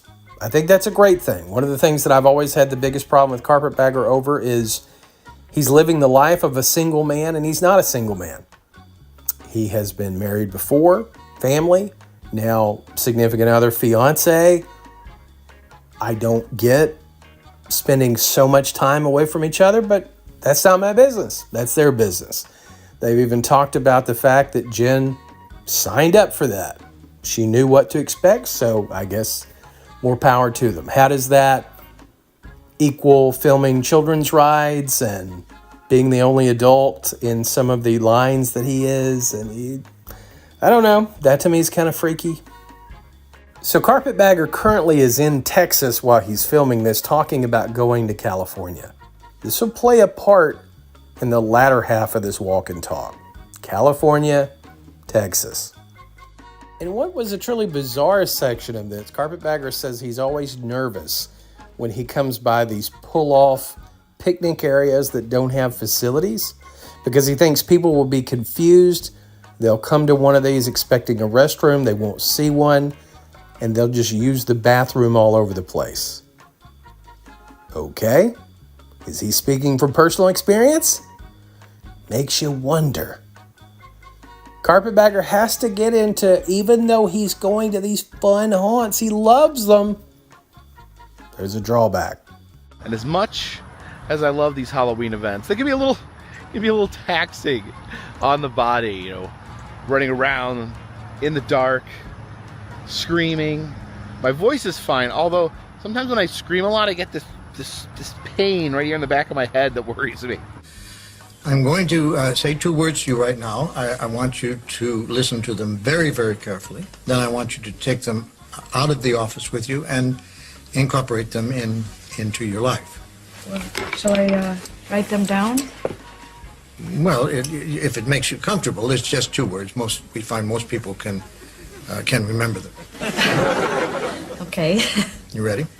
Yes. Okay, here they are. Stop it! It's just that simple. Thank you, Bob Newhart. Stop it. If there are things going on with you as a vlogger that concern you, that scare you, stop doing them. Stop going. Stop going as often as you go. There are vloggers that embed themselves in war-torn countries, that visit the Taliban, that whine and complain far less or not at all.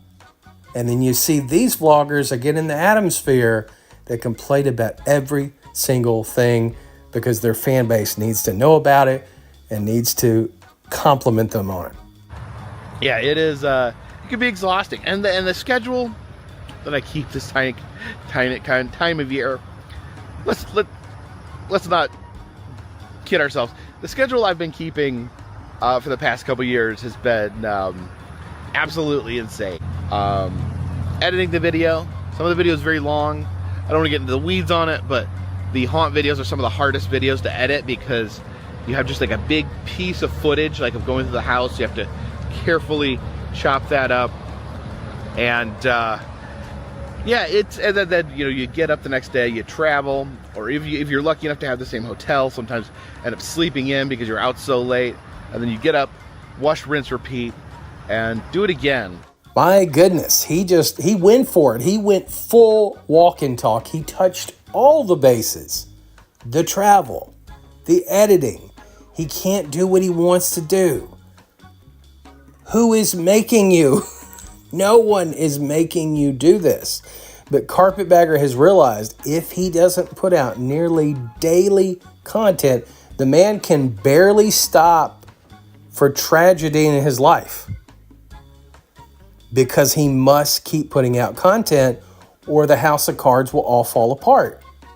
Carpetbagger goes through the whole thing again and then proceeds to tell us again. A lot of it is get up, drive, film, edit, sleep.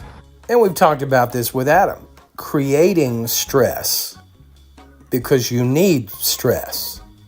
Because again, it all boils back to that inferiority complex for what you're doing as a job. It doesn't fulfill you like you thought it would.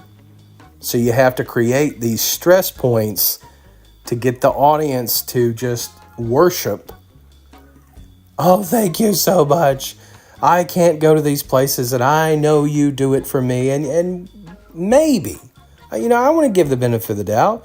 Maybe that's something that Carpetbagger gets enjoyment from, hearing those sorts of things, whereas, Adam could care less. But this next part, I can't get behind. No time for anything else. No time for any real downtime. Now, if this is coming from the perspective of, I feel that there is no way I can have downtime because of the schedule that I am making myself do, then we could agree. But we know that's not what he's saying. We know that's not what Adam says. We know that's not what other people say.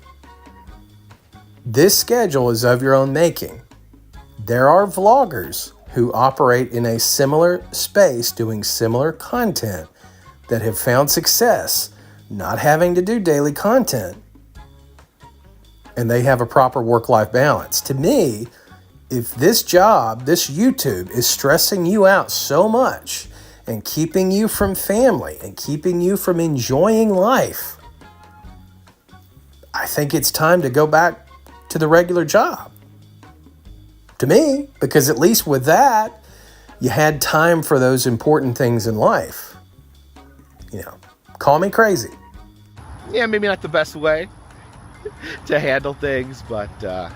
So Carpetbagger is at least a little more self-aware than Adam. He says he realizes, whatever the schedule, it's him. He appreciates Jen being supportive of what he's wanted to do, reaching his goals. And I've been having a great time. I take pride in what I do. Some people might be shocked to hear that. If you want to hear the Carpetbagger's full thoughts here, again, I encourage you to go listen to the full video, link in the description.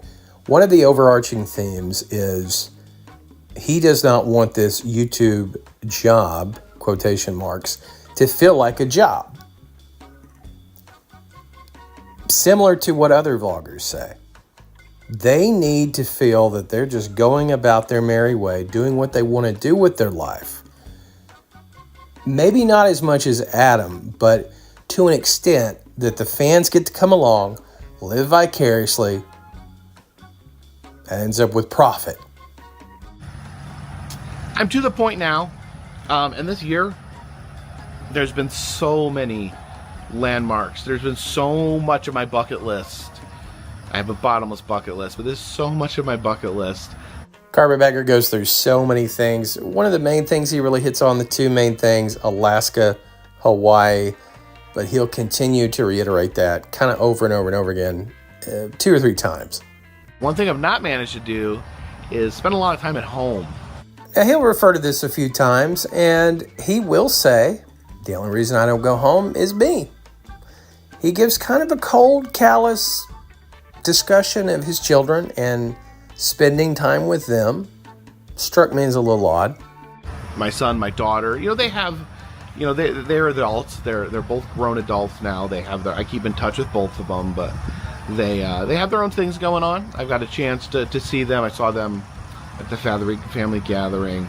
And the gathering he was referring to, he was home for a funeral, and it just struck me as a little odd that in a 40-minute video where he's talking about literally everything, that was the lone mention of his kids, and it's a very quick one, and yes, they're adults, And people's relationships are different. No two are alike. There's no one to hold up as the template for what that's supposed to look like. But for much of his time with this channel, his daughter was not an adult. And he quickly pivots back to his own needs, his own wants, his own goals. I can't imagine my parents, even at this point, with me being 45 years old, ever focusing on themselves so much. But I would say I'm getting homesick. I would say really bad the last couple days. I've been getting homesick for my home. You know, usually it was just homesick for Jen. Just I miss Jen, and Jen would come out and see me, and I'd enjoy seeing her. But you know, Carpetbagger's taken a lot of criticism before because there were times, many times, that Jen really needed him to be there, and we wouldn't know this except for the fact that it's put out either on his channel or her channel, and he instead asked her to come to him. There was a piece here that I really respected, and I thought it was kind of poignant, and it maybe gives a little insight into why there was the constant travel, at least for a while. He said for a long time he didn't feel comfortable in his own home, going through the divorce. But now he does, and he misses his home. And I, you know, that did kind of touch me. Funny, I make my own schedule. You know, I could be home right now if I wanted to. But I don't know, I have this drive in me. All these things I want to do that I'm afraid I'll never get to do. Yeah, that's a very important part of these vloggers. That's a core component that they all share. And I think it leads again back to the inferiority, thinking the rug is going to be pulled out from under them. And they have to constantly travel and go to these places that either real bucket lists, made up, who knows, but they feel that it's going to be taken away in an instant. And the only way to keep this dream going is to keep going. If they stop, it stops. And that's fine in and of itself, but doesn't mean you can complain the entire time about how tired you are and how taxing being a vlogger is. I mean, I guess it can. You can do whatever you want, but it shouldn't. But this year, accomplished all these goals. So I was very proud of what I did in CPS. I try not to be bitter about kind of being bullied out of my job, but that's just how life works. You know, he's told this story numerous times and changes the story a lot. I admire the fact that he is at least saying his bosses at the time were the reason that he lost that role. Trying to claim that he wasn't fired because he wasn't. He was given the option to stay in the role and stop YouTube, or hey, we wish you luck, go pursue whatever you're wanting to pursue. But they felt YouTube was getting in the way of the effectiveness of that job, that the YouTube life was seeping too much into the normal life. The thing is, I worked hard. I worked smart, not hard. I worked hard, but I worked smart so I didn't have to work harder. Is that clear as mud for everybody too? What? His whole purpose of that was to showcase how he worked smart in that role, and it made him more effective, and he didn't have to double down the same way he has to with the YouTube. He wants to work smarter in his YouTube role, but can't figure that out. Never was. It's supposed to be a business venture. This channel was supposed to be documenting the things I wanted to see. And you know, I will argue all day that that's when so many of these channels were at their most effective. Now, you may say they're better in terms of their videography, in terms of the cameras, etc., that they're able to use now, but in terms of pure enjoyment level of the fan base, back when they were doing it for the joy of it, and it was showcasing things that maybe they had passion about, the fans were more receptive to it. They had a larger audience. My first real road trip, I only stayed in hotels 50% of the time. The rest of the time I stayed in my car. And you can see indicators, actually, that Carpetbagger stays a lot in his car now. And has to. Even though the channel is doing better than, say, Tampa Jay, if it weren't for his Patreon members, I don't think Carpetbagger could keep this going. So he's having to look for opportunities to save money when Adam the Woo typically is looking for ways to burn it. And I've heard the criticism before, you know, why do you complain? You know, you don't have to do this. No one's asking you to do this. No one's making you do this. And I don't know. So one of the few comments that Carpetbagger decided to respond to was along a similar vein. And his response was, hey, you don't like hearing me, you don't like hearing this honesty, tune out. This is a video diary a la Adam the Woo saying the same thing. And he puts it all out there, according to the Carpetbagger. And if you don't like it, again, like I said, don't watch. In his statement in this video that I condensed, he goes on to say, you know, I don't feel like I just complain. Yeah, I maybe do a little bit of complaining because it's hard. And he just goes back over the whole thing again. When you're your own boss and you are doing something you love, I think you do have a tendency to push yourself harder and harder than you would. You know, if you're punching a time clock. So man, over the years, I've pushed myself so hard. Ah, yes, we hear that vlogger speak coming out. Maybe I've been a little too generous in my review thus far because we're getting into the, you know, vloggers, we work harder than you do, folks. But I want to be fair too. Yes, as a small business owner, which essentially he is, you may work longer hours because you have the flexibility to do that. Even within a company where, say, you're a salaried associate, they're trying to ensure that work-life balance. And so maybe you don't push yourself as hard. But according to Carpetbagger, he just needs to work smarter, right? I honestly can't tell you which month I was home last. Go out in the rain, just don't care. I'm going to do what I want to do and I'm going to make it happen. So what do I do now? What do I do now? But we get back to the issue of like how I conduct myself and how I do these travels. And it may not be sustainable anymore. I am older. So obviously I let those clips, those 4 clips were out of a much larger, longer section where Carpetbagger pontificates about a lot of different things, but he's focused on what does he do next year. Similar to what we're hearing from Adam the Woo. He's knocked off several of his bucket list items. He does not think the go, go, go is sustainable. We've heard the same thing from Adam the Woo. So he's wanting to slow down, but he doesn't want people to think he's going to do less content. So he's trying to workshop this, put it out into the atmosphere. There's got to be a better way to travel, to see things without having to do so much to myself physically and mentally. I mean, I think it's an easy solution.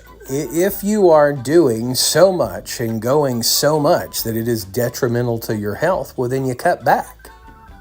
If it keeps you away from your home and family, you cut back. Those are easy solutions. And you fill in those gaps with other types of content. You can't tell me he can't go down in the bunker for a 20-minute video and get similar views to what he gets out on the road. Now, he would argue that he doesn't have as much fun doing those. Well, then you're back to square one. Sometimes I feel there's so much happens, there's so much driving, there's so many different small things that I don't always remember everything that happened. And I'm sure the 45-year factory worker didn't feel like that he or she ever got to stop and smell the roses every day either. It's a job. Now, Carpetbagger did talk about his memories starting to bother him. Well, that's why Woo is filming for Elder Woo. Maybe that's something Carpetbagger can do. Patience. It's about taking things as they come, to not worry yourself to death. So Jacob is describing there what he wants to be the central theme, the central vibe of this channel in 2026. Aloha. Embraced aloha more. Maybe a year we're just taking things slower and not like trying to create less content or use an excuse to make lazy content. Hey, hold up there now, Jake. This is hitting a little too close to home. In fact, that doesn't seem like you're embracing oha or aloha. But occasionally you'll see people that will rest on their laurels. He's not talking about you, Adam. A way to do the least amount of effort to make the most amount of vlog. Oh, come on, Adam. Don't be that way. I seriously don't think he's talking about you. If I wanted to make money, if money was the main idea on this channel, I wouldn't go traveling all over the place. I would be focusing on Pigeon Forge. I would be focusing on Florida, the theme parks. He might be talking about you. And Carpetbagger is starting to get afraid that it might be construed as that. So he gets a bit tongue-tied. And I don't want you guys to think about that I'm calling anyone out, because I actually do not have, when I said people that phone it in, I'm not talking about anyone specific. That was some world-class backpedaling right there. That was a very frightened Carpetbagger. Now, he says there's not going to be less content, but it's got to be smarter content, better content, maybe content where he doesn't push himself as much. What does that mean? Who knows? But he gives 2 criteria. Well, for one, for my health, for my sanity. And fans, you're being pressed into service.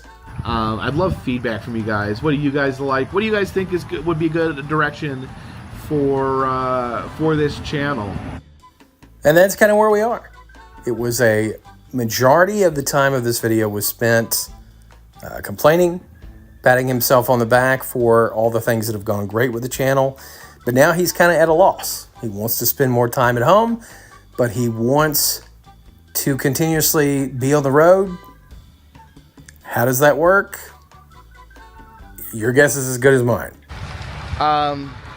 It's been a rough couple days here in America, here in the United States. Now, Carpetbagger, I will say, well, let's take a step back. So for Adam to get the flack he did for kind of trying to remain neutral, dipping his toe into the pond of politics, the reason he got the flack he did is because he never has an opinion on anything. Carpetbagger, meanwhile, often has an opinion on politics. His liberal sensibilities, maybe not far left, but certainly more left than center or right, even though he tries to portray himself as kind of a centrist, has been well known, has certainly been well known on his Facebook. So when he delved into it in this video, didn't make the same waves. I take pride in fostering a very diverse audience. I feel like I've been lucky. People of all walks of life, all political beliefs, all religious beliefs that I've met that are appreciative of the channel. I was initially going to kind of refute that particular phrase, a little bit. You can't claim something is wrong when somebody just says, hey, this is what I feel. But he has brought together so many different communities within the viewers of his channel, so many different schools of thought from so many different walks of life, that I can see that. It is kind of a collection of many different people. And although he didn't have the Woovian Civil War that Adam had, Carpetbagger did have commenters going at each other, because in this video he delves into everything. On Facebook, about, it was a simple comment about the recent shooting, and I simply said, this is something I believe, I can stand by it, that there's never an excuse for political violence.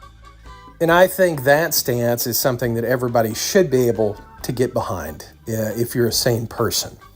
I think he felt that some of his fringe fans would take offense to that statement there.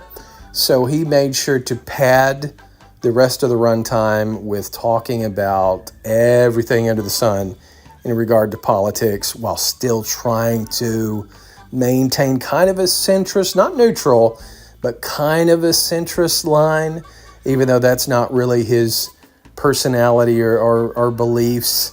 I'm not saying I don't believe some of the things he said, I do, but I think he was really trying to make sure that both sides were represented, and maybe that's a good thing.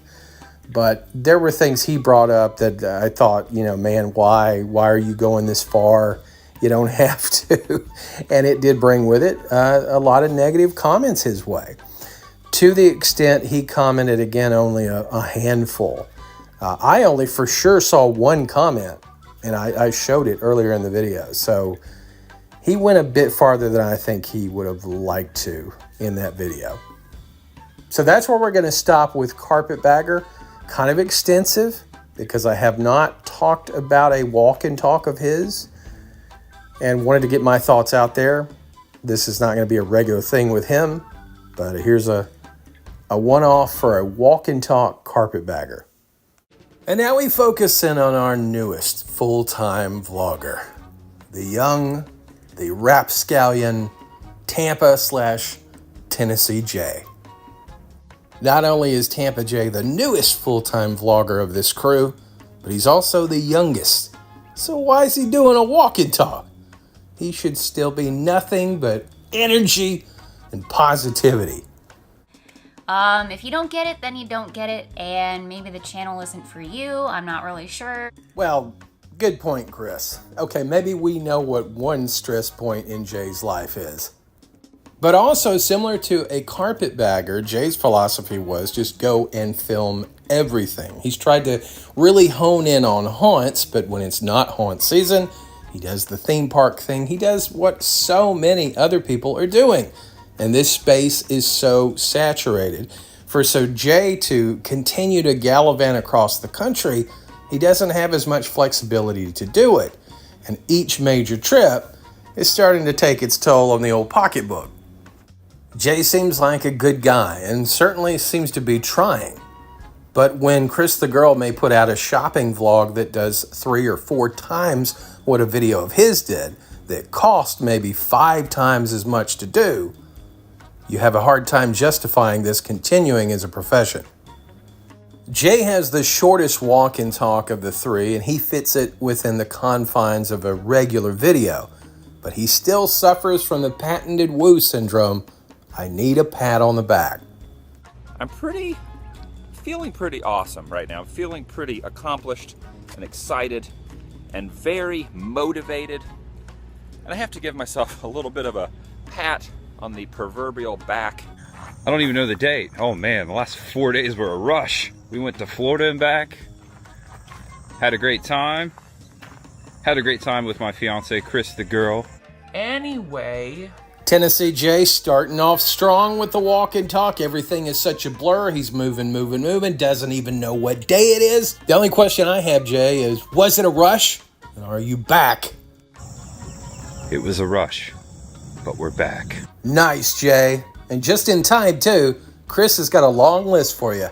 And I don't want to make this a whole day of like doing chores and stuff, so... We're back, but not for long. Anyway, check this out. Someone painted a gigantic mural. Amazing, Jay. I would have never realized that. See, these vloggers, they see the world differently than you and me. Jay continues to describe the mural as vloggers are gonna do. And then he gives us that familiar catchphrase of late. Guys, thanks for always sticking with me. Having the time of my life. Very important to these vloggers that it be seen that they are having a great time. Jay in particular hates to be told he looks tired, he looks stressed. That's the farthest thing from the point, guy. I'm having a great time. Hey, I'm about to, well underway for haunt season 2025. I'm about to enter in my 7th weekend. Haunt weekend is not for the faint of heart. Someone has to do it. Wait, no they don't. No they don't. A little update here as we begin the video. Again, welcome back to the channel. Welcome if it's your first time. Happy Halloween, everybody. I'm Tampa Jay. Yes, we know who you are, Tampa Jay. Of course, this is Tampa Jay's homage to the Woo, one of many. Tampa Jay reminds us of what he's going to do in this video, and then he starts to recap some of the recent haunts. Cris and I went to that awesome haunted house, and then the next day, we drove 600 miles. It was like 8.5 hours all the way to Plant City, Florida. Of course, we couldn't miss it. Now, this section is actually where we got this tired Jay face, and it upset the fans. They were worried about him. But don't you worry yourself one little bit, Tampa Javians or whoever you are. He's well rested, so shut up. Sir Henry's Haunted Trail.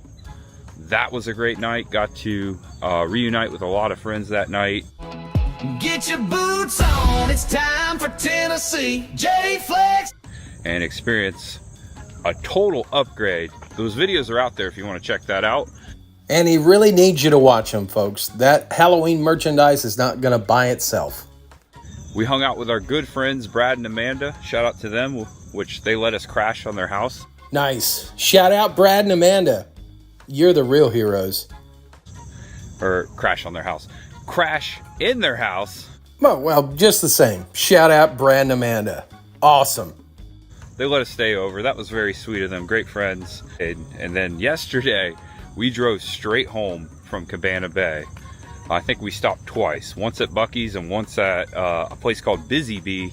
Now, Jay, just be mindful. Your fiance might occasionally have to use the restroom. I'm not really sure. So yeah, we traveled all day. We got home. Chris's parents are staying with us. They were over at the house. Shout out to Bob and Kathy. Ah, yes, a little more stress for Tampa Jay. Chris's parents have made it to Tennessee. The household is now complete. And you may be saying, what are you talking about? There was a main reason that Cris the Girl wanted to move to Tennessee. And it had nothing to do with YouTube. Okay, so first of all, if you saw my video where I explained that we are moving away from Florida, I said that basically the biggest reason of them all is because of my parents. Right now, they live full-time in an RV and they're at a point in their life where they don't really want to do that as much anymore. They'd like to have a brick and mortar place to have more space and to be just a little bit more stable. Not sure if Tampa Jay fully realized that was part of the grand move. I would think so. I'm sure they talked everything out, but regardless, this is what it is. Shout out to Bob and Kathy, Chris's parents. Tennessee J. Double shout out. It's also a shout out to my mom, who I look forward to visiting soon. I was just texting her. But guys, just giving you like a life update right here as I'm walking to my car to go to the coffee shop. Certainly more hallmarks of Daddy Woo there. So kind of a life update. We're talking about the 7th week of haunt season. Wednesday, Thursday, Friday, Saturday, and Sunday. Starting tomorrow night, 5 days, 5 haunts, 4 states. You got that? He's told us multiple times about that in this video. You impressed? No? And pretty much from now on all the way through November, my weekends will look just like that. Get your boots on, it's time for Tennessee. J-Flex. I've been invited out to some of America's top haunted houses. No, we're not talking about theme parks. We're talking about the independent haunt season 2025. The good ones. Although no expenses are paid, and it's not a paid sponsorship. So essentially, all of us have been invited to every haunt across the United States. So congratulations, everybody. But there are some I've never been to before coming up that I'm really excited about, specifically this weekend. Catchphrase alert. There's much ahead. We'll be walking through more haunted houses this weekend. Just wanted to put that out there as well. Guys, I'm going to wrap up this intro. Wait a minute, this whole thing was an intro? We've been bamboozled. I was promised an honest-to-goodness walk and talk. Well, you may say intro, but that's what you gave us, Jay. I like Tennessee. It's nice and quiet. This is some sort of a shoe mural here. Where does that genius come from, folks? He's just got it. He's just got it. You don't question it. You just go with it. Holy crap, that's good. If you like banana and matcha. Oh, Tampa Jay. I've got to compose myself here. This is one of my favorite comments, not only just what was left on Tampa Jay's video, but what was left to any of these vloggers.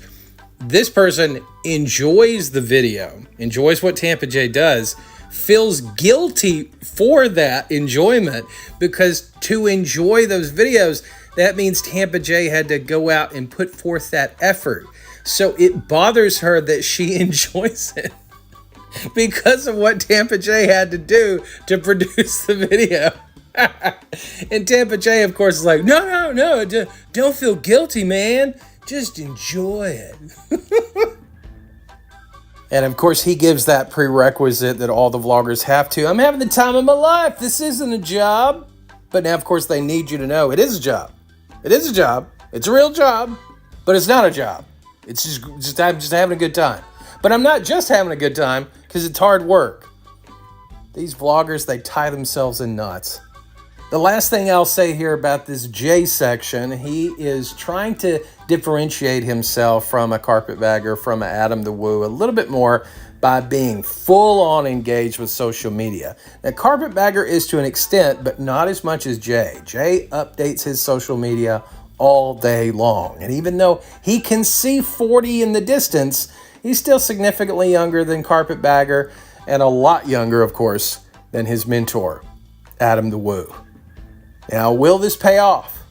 Cris, wants to quit her day job. Now, credit to her, she hasn't, to help make this thing a reality. You add in the parents, I'm sure, helping with rent, etc. Is that going to give a little more rope for Tampa Jay to be able to work with and have time to build this thing up? Time will tell. All right, as we conclude our walk and talk extravaganza, it's only fitting that we end with the walk and talk GOAT. The man who turned them into a cottage industry. No matter what was going on in the state of the woo, the walk and talk could give him that boost to propel him onto whatever the next thing was. Often a theme park, often boring, often featuring a glorified golf cart and a piping hot caffeinated beverage. Even though we haven't seen, or at least I haven't seen, this walk and talk yet, we know that it's going to feature contradictions, possible proclamations that he'll never do. But it'll be interesting, and Woo will not blame himself for anything.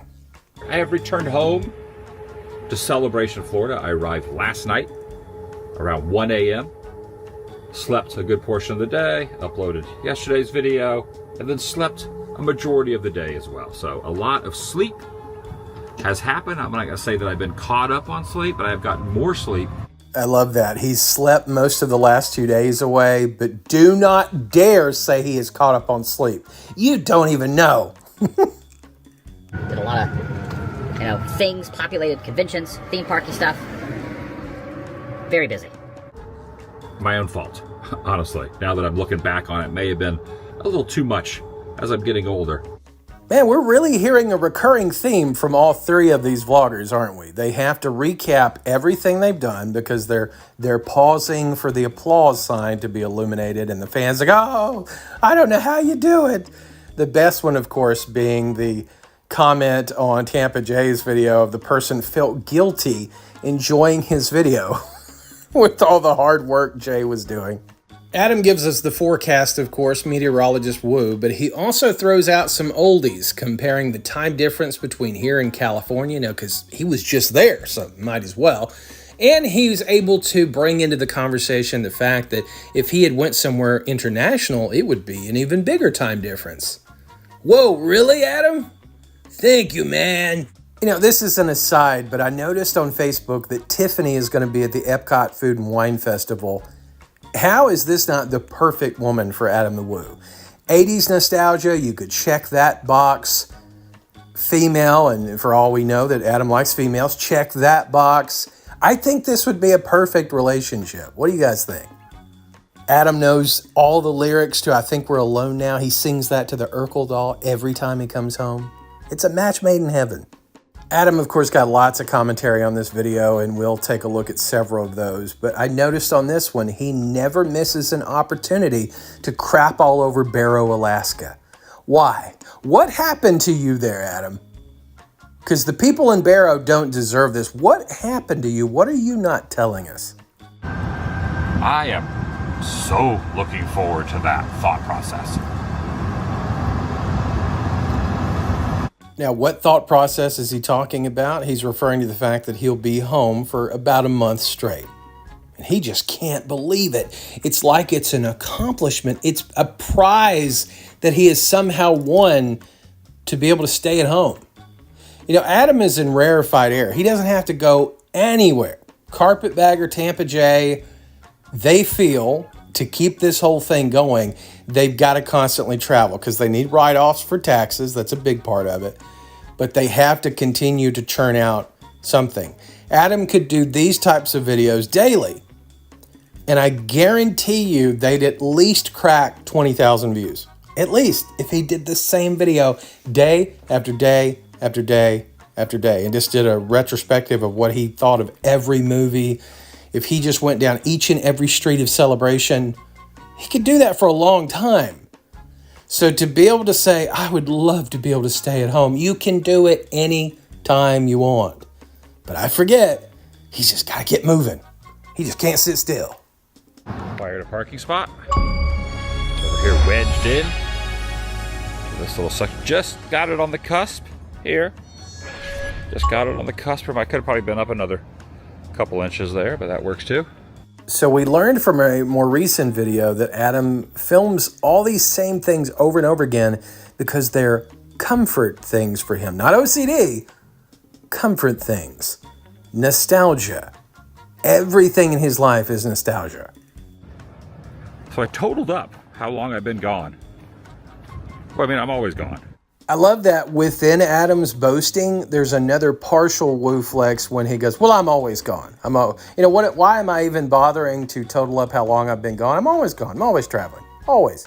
But this last trip, I did come home for 4 to 5 days. So putting that asterisk on there. But of the last 50 days, I've only been home I've only been gone. Let me rephrase that.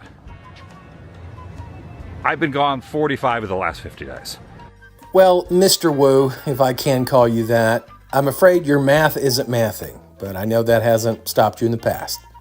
So his nerves have really hit him in this next clip. That or he's just anxious to get his mobile order from Starbucks. Either way, he not only repeats 45 of 50 days, he'll tell us that to begin this clip, but then he repeats 2 more things. So of the last 50 days, I've been gone for 45 of them. That's just, it's a little much. It's a little much. I want to talk about that. That might be the most repeated phrases in a short period of time that we've ever heard from Adam. He gets his Starbucks and he also assures us, he's not special. Boy, I've noticed Starbucks has been writing something on every cup now, where they used to just sporadically do it, but now they're putting it on almost every. Yeah, it's going to be very nice and also very interesting and odd to my brain to be home. No, it's not going to be odd to your brain to stay home for any length of time. It's not. Now, maybe you can say you're in a routine where your expectation is that you're going to be gone, but I think you can handle it. And if you can't, it's time to see somebody. In fact, it's past time to see somebody. Which is going to be very, very much needed, because I feel like I've been on the go more than I need to be on the go. It's always rough to be on the go. Nice to see Tommy here with a comment to Adam, and Adam takes what is a very helpful, very constructive comment and just says, I feel you. Nothing else. provides nothing really of any substance, basically just says, yeah, I get it. Things that I want to do, feels like I'm in a rut sometimes, might be hard to watch it. He's not going to do anything to fix it, but hey, I feel you. I don't know what it is in my brain or in my whatever, the buildup of myself that makes me want to always be gone and go, go, go, go, go. Maybe I find comfort in always being nonstop and changing hotels and traveling and getting on planes. I mean, it's clear why. You seek to manufacture stress. You seek to manufacture value. You don't feel value in what you're doing. No matter how many times you tell yourself and you tell your audience that you're content, you're not. You have to have a situation in your life where, why do I do this? Why do I push myself? We heard the same thing from Carpetbagger. We're starting to now hear the same things from Jay. There is an emptiness to this because no one, and I'll say this to the end of time, this lifestyle of nonstop entertainment where a community is funding you to do this, that this is not normal life, especially if you don't feel it with other things. If you don't feel it with a value of volunteering, of being a part of something bigger than yourself, you're always going to feel that. I did not step outside of my home today until an hour ago, so now that dusk is starting to rear its head, it's a little cooler and not as bad that I'm sure it was earlier when the sun was really, really high up in the air. I like the idea of like a girl on her pink bike tapping her bell to try and get Adam to move out of the middle of the road. Adam pontificates about the weather, as he often does. He said one of the craziest things ever that made me chuckle. He said friends of his had talked to him about the weather while he was gone, had talked to him about the weather back in Florida, and he had not been able to chime in because he had not been there. That's pretty deep, man. Oof. So for the last 10 years, well, 12 years, some parks 12 years, but for the last 10 years, I have gone really heavy on SoCal theme park stuff. So we're at least getting into an interesting part now. Adam is going to reference views being lower, and that's something he never talks about. Post 2020, 2021, when the events came back after the closures of 2020. What closures, Adam? For what? What reason? I love how he just avoids everything. They have not the hype from those going, and even the haunts themselves, with the exception of HHN and Scary Farm. I feel like all the other ones, or a majority of the other ones, aren't as good as what they once were.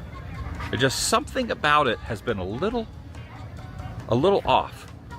Those that want to watch the videos, those going to film the videos, those going to the events, those putting on the events, those creating the events, there's been, and I cannot put my finger on it, but something has been different since 2021. In fact, I went back and I watched some of my 2019 stuff, a couple of them, and I thought, wow, it was like it really was a different kind of vibe then. Just FYI, Magnum, we could do without the camera flip, really. So this is what Adam will refer to in later posts as blaming himself. This is as close as he gets. He blames the haunt industry itself. He blames saturation of other vloggers doing the content. He blames the people that watch the content. They don't tune in as much. And when he's referencing the vibe of like 2018, 2019, well, the vibe was obviously hundreds of thousands, and in some cases, millions of people watched Adam videos. And he's continued to churn out the same thing year after year. And it's come to diminishing returns year after year. And we're at this point. And he's having trouble accepting that. A little worn out, a little bit easier by go, walking, 30,000 steps a day, multiple days in a row, going through haunts, staying up till the wee hours of dawn to edit. Who knows? Either way, I think this might be the last year that I go as heavy on spending as much time out in SoCal during September. So again, this is how Adam views that he's blaming himself. That brief mention of maybe it's something about the way people are filming the haunt events that just aren't as captivating as they used to be. So many people do it. So many people do it better than to see this fake enthusiasm. I will say, of the fake enthusiasm and the screaming like idiots, Adam does it the least. You've got, I think Tampa Jay has kind of leapfrogged Carpetbagger and is number one in terms of just ridiculous behavior. And some people tune in just for that. But that notwithstanding, filming these haunts, it's watching it on video, watching somebody POV go through it, it's just not, it doesn't lend itself to this medium. Not really well. And I think when it was a novelty, when it was new, it was a different story. But now, again, everybody does it much better, better lighting, etc., etc. For the last several years, August, September, October, really August through December, but we'll say those three are for Adam. His birthday month, the haunt season. He told us about Halloween 1.0, 2.0, 3.0, beyond, Halloween 2, Electric Boogaloo, whatever it happens to be. These are times for Adam. And the fans really shouldn't have any expectations whatsoever. Just watch whatever he puts out. But this trip to SoCal cost him quite a bit. And I think it did not pay for itself by any stretch of the imagination, and it cut into some of the Woo savings. That shocked him. That caused this. That caused him to rethink what he does going forward because he knows it's not sustainable forever. Probably always going to do Scary Farm, always going to do HHN. But other than that, I think I'm going to pick and choose on all the other ones that I've been doing for a long time.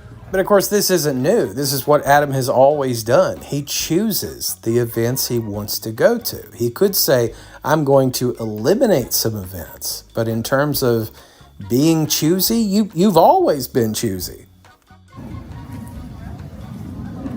10 years ago when I would do a Halloween video, they would do really well. Mostly because not everyone was going out and filming it, but it's a different world now. Even many other people I know that have been doing haunt videos for a long time, this season they noticed across the board. Adam, of course, using the animals here to keep the Woovians engaged, keep them watching. Yeah, if you show the same thing over and over and over, and you don't innovate, and you don't change, you'll have a core that'll stay there with you, but you won't bring in any new viewers. And those middle-of-the-road viewers that can take you or not, well, they won't tune in. Stuff out into early October. Really into the Halloween season. Going to be do some of the haunts here in Florida. Going to be doing some spooky stuff to theme parks around this area. But I just think in the future, I'm going to slow down on how long I'm out in California doing those haunts. Time will tell, but it's definitely been something that's been on my mind. Oh, Adam's definitely aware. You know, when those checks start being less and less, that makes you aware really quickly. And he had a lot of comments that were talking about, man, I want to see you back doing your road trips. That's what made me like you in the past. That's what got me engaged with this channel. And I'm just not down for the nonstop haunts and the same old, same old, same old. And Adam has now said, oh yeah, I've been missing them. And maybe to some extent he was. But he quit doing them and started just flying everywhere because he was tired of the road travel. As he says, he's getting older. He's changing his habits of what he does. These were his years of, he thought he would coast for the next 10 years or so. He honestly could not see doing YouTube that far out, but now he knows, and he's admitted in the past, that he'll never stop.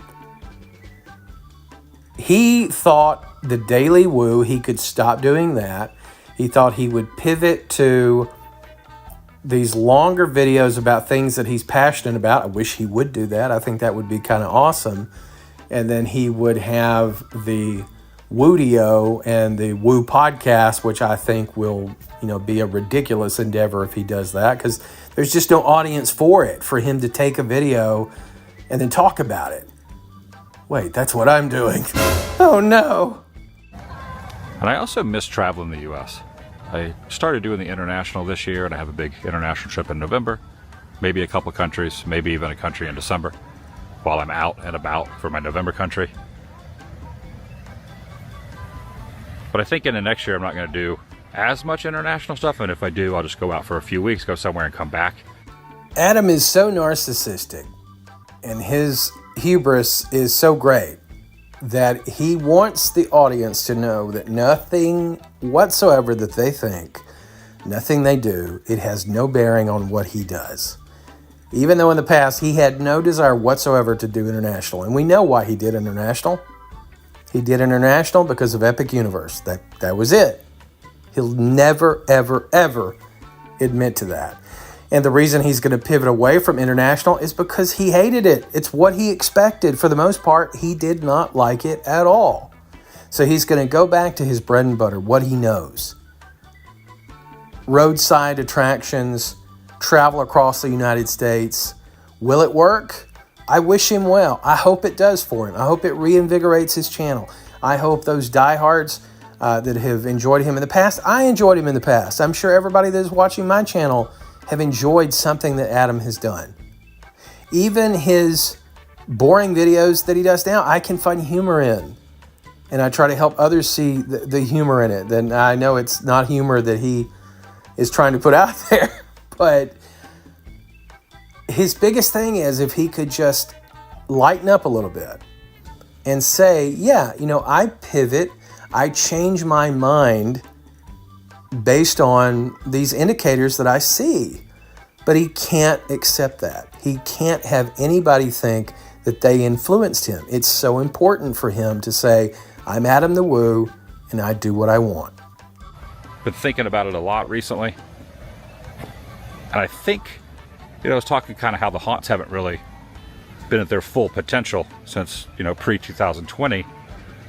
And I think I really haven't been at my full potential because I've really been kind of neglecting doing the road trip stuff.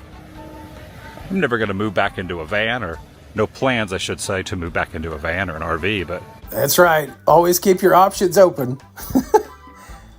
And again, Adam hasn't been neglecting the road trips. He decided he didn't want to do them. And he should just be honest with the audience. This is not what I expected to be having to do going into 2026. Adam is not doing content to entertain the audience. Adam is doing content to entertain Adam. We'll be doing a lot of events the rest of this month. Well, September and October, obviously, with All Hallows Eve approaching. There are some convention, events, theme park stuff till then. Did you see him catch himself there when he was going to say, I have to do, because he knew he would be called out on it? You don't have to do anything. And again, this is all brought upon myself. There's no one telling me I have to do that, making me do that. I'm just doing stuff I enjoy, trying to live my life and do things that I like to do. Period. That is Adam the Woo Esquire in a nutshell. He could have stopped with that, ended the walk and talk. That's it. Woovians, naysayers, everybody, that's all we need to know about Adam the Woo. And finally, he lays it out pure and simple. None of the vloggers that we've heard from today are trying to entertain anybody but themselves. They think they are so entertaining, that they are so special, that through them living their life and filming it, it will entertain the masses and they'll get paid. The entertainment of others is a byproduct. But first and foremost, they are true to themselves. But I'm definitely looking forward to a reset. Starting today, I'm got to do a little reset. And even though Tampa Jay is a little more thankful, he is starting to fall in line. They all follow the same script of they're thankful for the platform. They're thankful for the opportunity. But they're really not thankful for the viewer, because they think the viewer should be so lucky. And you'll see that in the Woovians. And that is the comment that these vloggers want to see is, whatever you do, we're just so thankful to get the invite to experience your life, Adam. It's so much more than me at my accounting job or me at my sanitation job or me at whatever will ever hope to achieve. Thank you for inviting me along. That's what these vloggers want to see. I just love this town so much. Not Scary Farm, Nightmares Revealed, the announcements, all that. That was a whole hype, whole bunch of hype in August. And then September is Halloween 2.0, which is my SoCal theme parky haunts. Scary Farm, HHN, Six Flags Fright Fest. What else? Dark Harbor, Queen Mary, Disneyland, Oogie Boogie Bash, etc. And now, once October starts here, we're getting to Halloween 3.0, the Florida version. Adam the Woo provides an important community service there. Now you and your family can properly celebrate Halloween as only those rarefied air YouTubers can. It's really shocked Adam that the views have not been there for these things that he holds most dear. He's running out of ideas. He thinks he can go back to the well of the road trips next year. Notice he never mentions the meet and greets anymore. Remember, that was going to be 2026, was going to be meet and greets. Meet and greets, the Woodio, that was going to be 2026, and I think he realizes there's just no way. Number one, in terms of the meet and greets, I don't think anybody ever reached out to him, or if they did, they couldn't get anything concrete in motion because Adam's not going to do anything to help facilitate that. He may end up doing some very close to home for him in Florida. I'm sure he will. Adam peruses the international magnets and says, yes, international is starting back up in November. He goes over that again, which even within this video, he's went over 2 or 3 times. Talks about the home gym. He's not going to make any proclamations, not going to be any weigh-ins, but folks, get excited. Stay tuned to his Instagram. The treadmill videos will return. Will he be watching Disney videos while doing it? Well, you'll just have to tune in and find out. Next section, Adam's going to do a fireside chat to kind of bring this walk and talk full circle. Looking over at the Haunted Mansion light, which I've talked about before, but that Haunted Mansion light that's illuminating the orange coloration from the ceiling line used to hang at the Haunted Mansion from 1971 until around 2014, 2015. And of course, we know that Adam's personal handyman and head of security, Dune Buggy Jib, was 100% responsible for installing that light, also repairing the light. He painted the light, which freaked Adam out quite a bit. So Adam doesn't mention Dune Buggy Jim much when referencing the light. It's time for Woo Flex. So for decades, guests would walk right underneath that. And I was given that as a gift after they remodeled it, and it sat in a box for many years from a buddy of mine.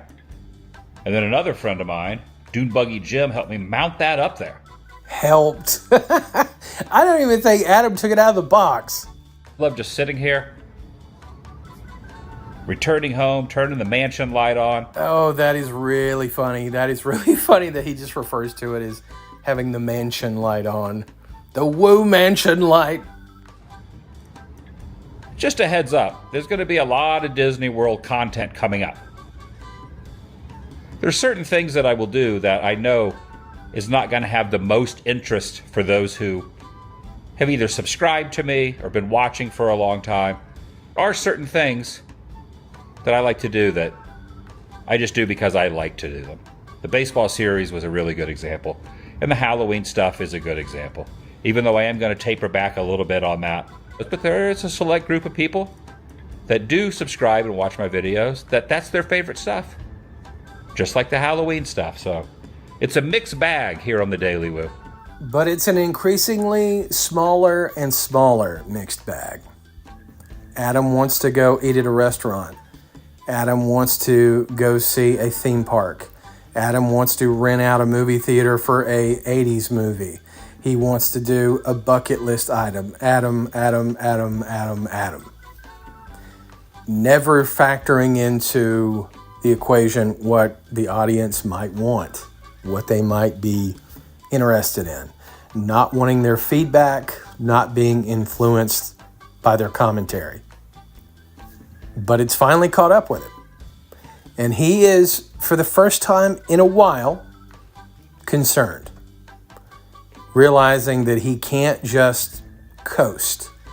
Adam, at this point in his YouTube career, doesn't feel like he needs to push himself in any way creatively. And I think that's a mistake. And if you're curious, no, Adam didn't mention the Jimmy Kimmel debacle in any way. He knew not to. He knew the best thing was just to move on. He did answer a few comments. This one, of course, him saying, man, if I did get political, can you imagine? I don't think Adam has the ability to get political. I think his thoughts in that realm would be very thin. And I'm not trying to call Adam stupid in any way or ignorant. Although I do think from a political spectrum, I think he is fairly ignorant. Because it doesn't interest him. World events don't interest him. It doesn't enter that Disney sphere, that nostalgia bubble that he surrounds himself with. That's what he cares about. He doesn't care about anything else because it doesn't impact him. He only cared about the pandemic, for instance, when it was going to impact his ability to go to theme parks. And of course, the reason he got so much flack that Adam would really never admit was the fact that people know he has no opinion whatsoever, and that he was purely trying to piggyback off of what was in the news. That was it. So you can take a carpetbagger who went, all in. Again, look in the description if you want to see that video. He talks about everything.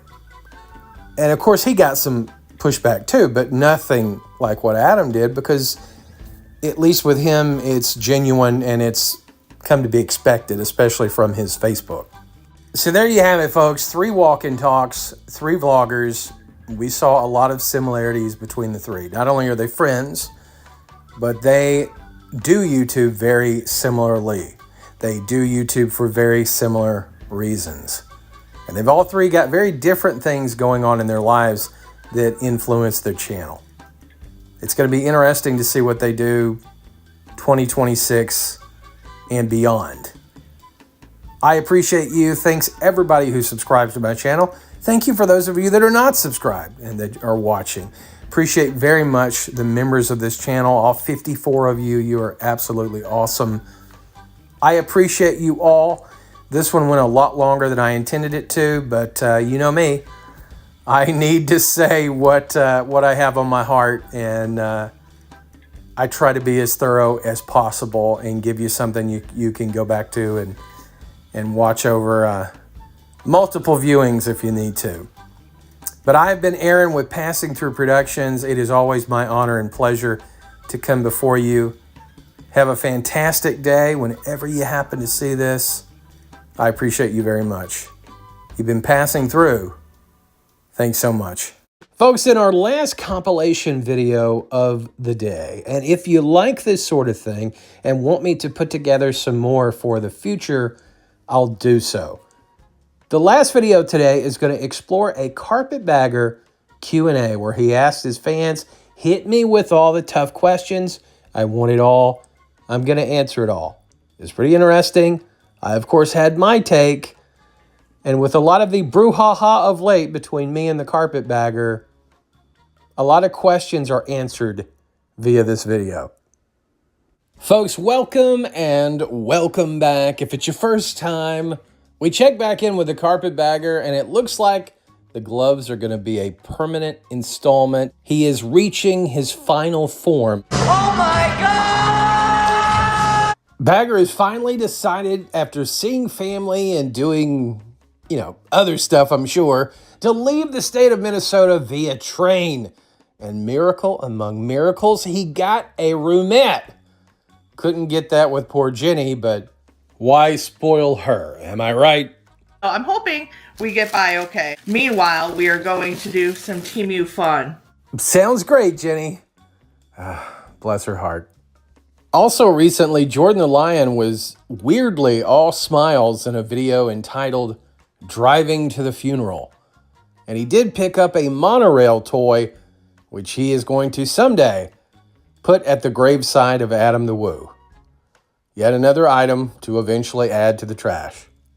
Before we get back into the final adventures, thus far anyway, of Jake and Jenny on the high seas and a look in with Will and Dawn, we're going to go to what happened recently for the Carpetbagger. A little bit of non-tent, but I give it a one-up over the occasional walk-in talk that we see from creators. He did a Q&A. Now, it was a way that he didn't have to do a full-on actual video where he went anywhere, but it's the hope that it'll actually get more views than the average video. It did okay, nothing crazy, and he didn't just take softball questions.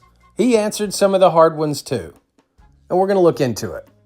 Now, ironically, this video starts off in his mom's basement, where many of the baguettes say we live.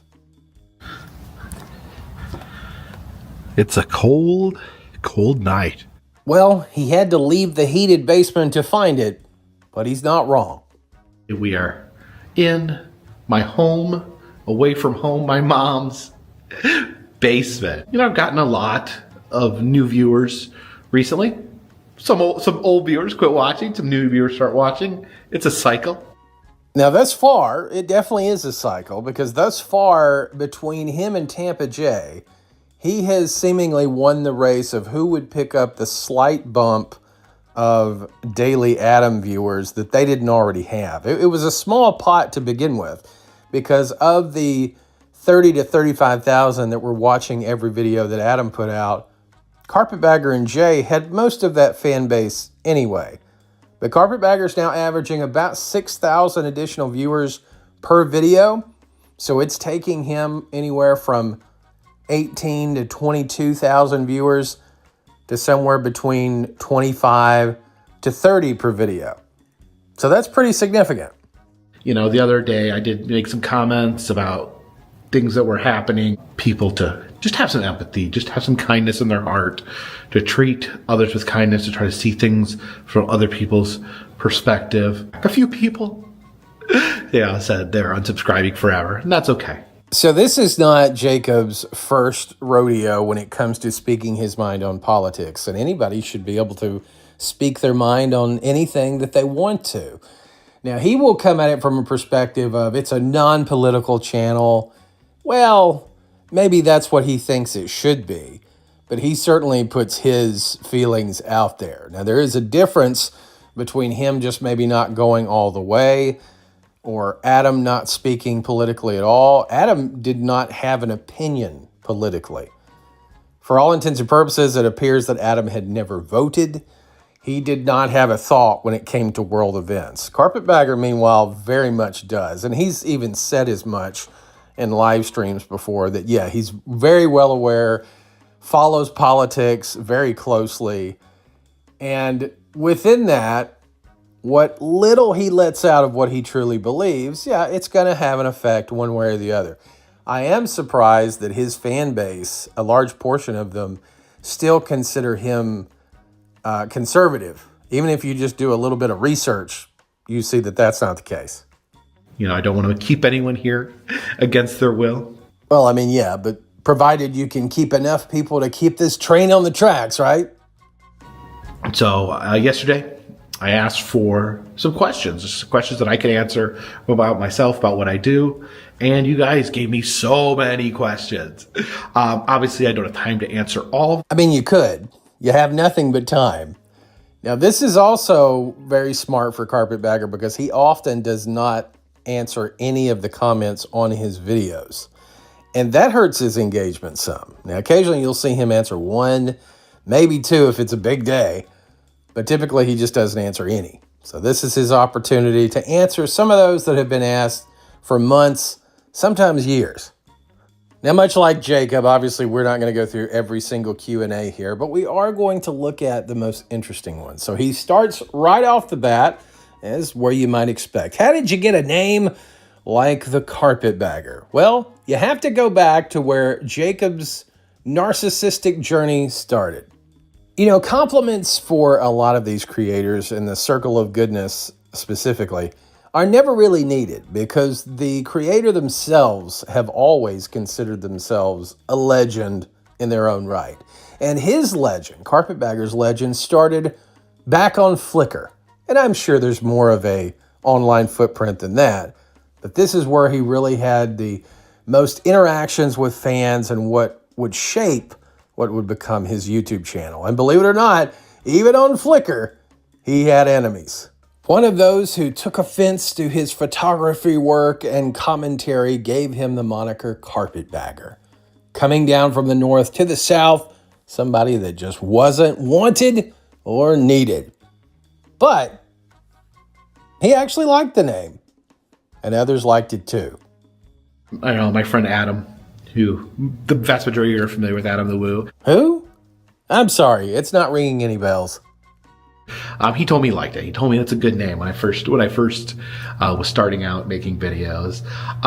So the Carpetbagger was the original name of my blog with a B, and part of what the word Carpetbagger means in general is someone that comes from somewhere else and messes things up for everybody. Yeah, especially when they've had a few too many and drunkenly live stream in Key West.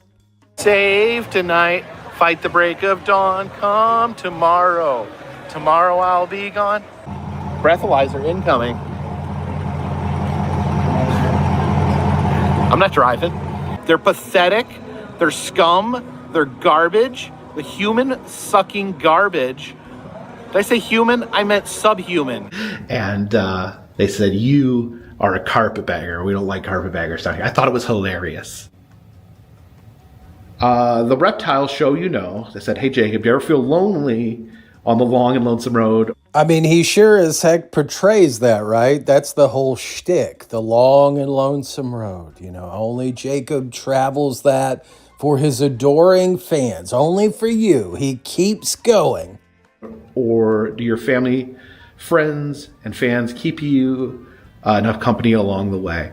I'm just naturally a person that does spend a lot of time alone. I've always, since I was a little kid, I just really enjoyed taking time to myself to enjoy things.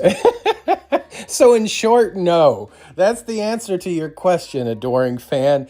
Does his friends and family and the viewers, is that enough company? No, he just likes being alone.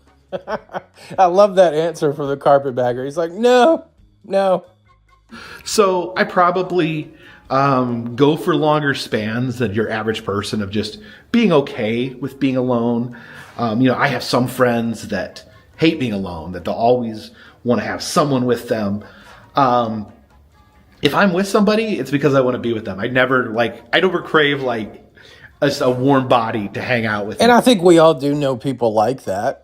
I've got a friend who anytime they do anything, they are trying to make it a group thing or trying to find somebody to go with them, even if it's just some random errand. I'm always like, what? No, you'll be okay. You can go to the mall by yourself. You'll be all right.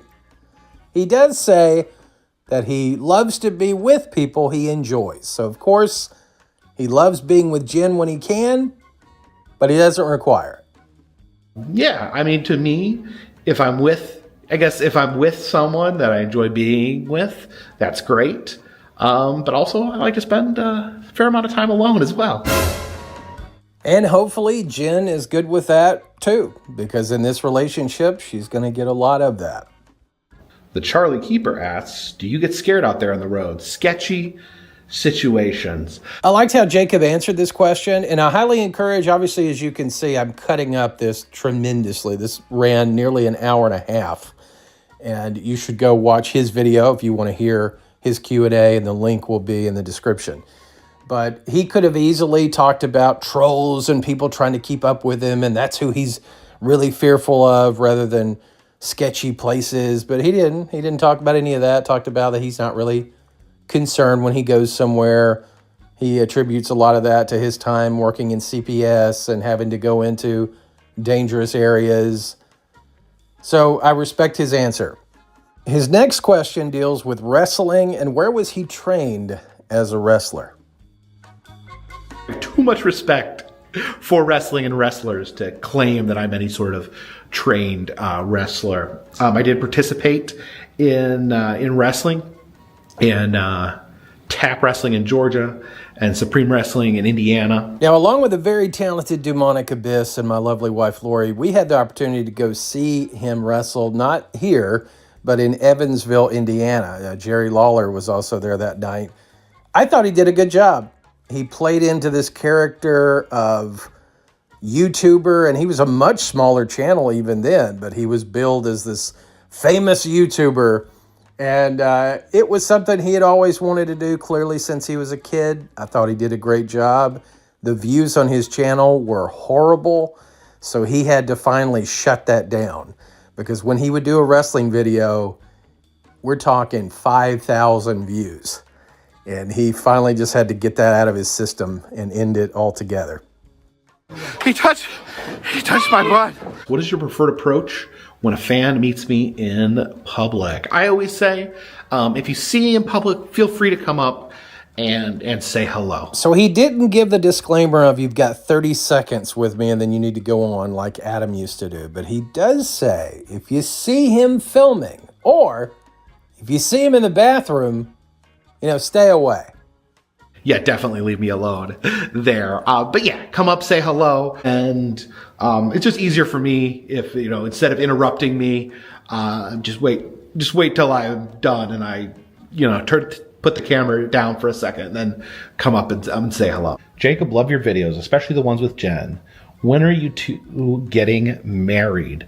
Now, we have not set a date yet.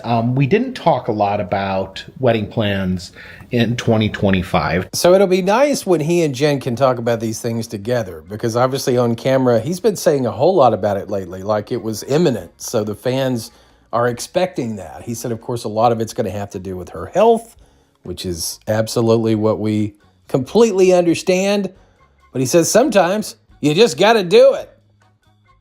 Of course, you want to make it memorable as well. I mean, I think that would be the nice thing to do, for Jenny Penny. I'm assuming this is her first marriage, so you want it to be nice. You want it to be memorable. And so we really need to just have kind of a discussion and start, doing the logistics of like where we want to be. And we haven't decided yet. We've talked about getting eloped somewhere, just the two of us. But also, I know, my daughter has expressed that she was interested in being there. So these are things we have to work out. Yeah, I think you definitely need to have a conversation. I think that'll be extremely helpful, and really have a conversation between the two of you versus working out the logistics on YouTube. But I will give it to Jacob. This is way more than we've heard from Cris The Girl and Tampa Jay. The most recent update that they've ever given is, we're in no hurry. It's just a piece of paper. Well, even though it's just a piece of paper, I'm very thankful that my name and Miss Lori's name is on there. And this year will be 21 years for us. Baguettes, ask some of the most ridiculous questions, and it is funny to hear them. This one was about, I see your setup in your car, Jacob, is built for the long haul on the lonesome road. I would like to do similar. Have you ever seen Carpetbagger's car and thought, man, that's a great setup. That's a person who knows how to pack out a car.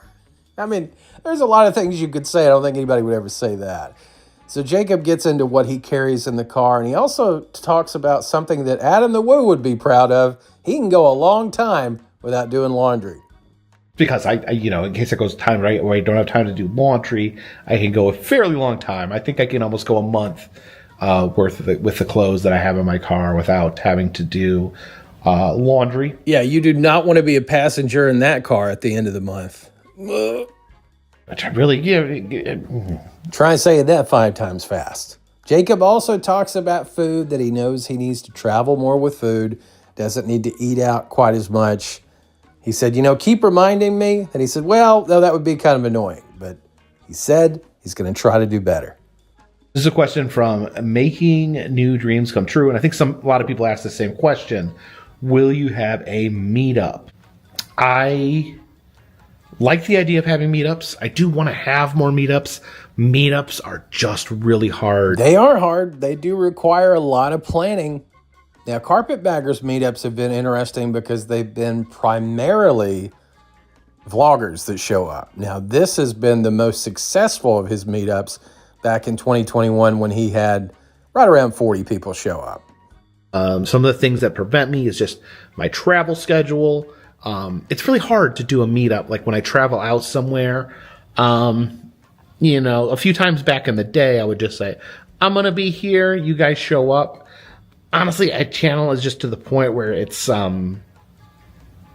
too risky because I don't know how many people will show up. Because if I meet out in a public place and too many people show up, that could cause chaos. That could be an issue. It could, but if past is any indication, you'll be fine.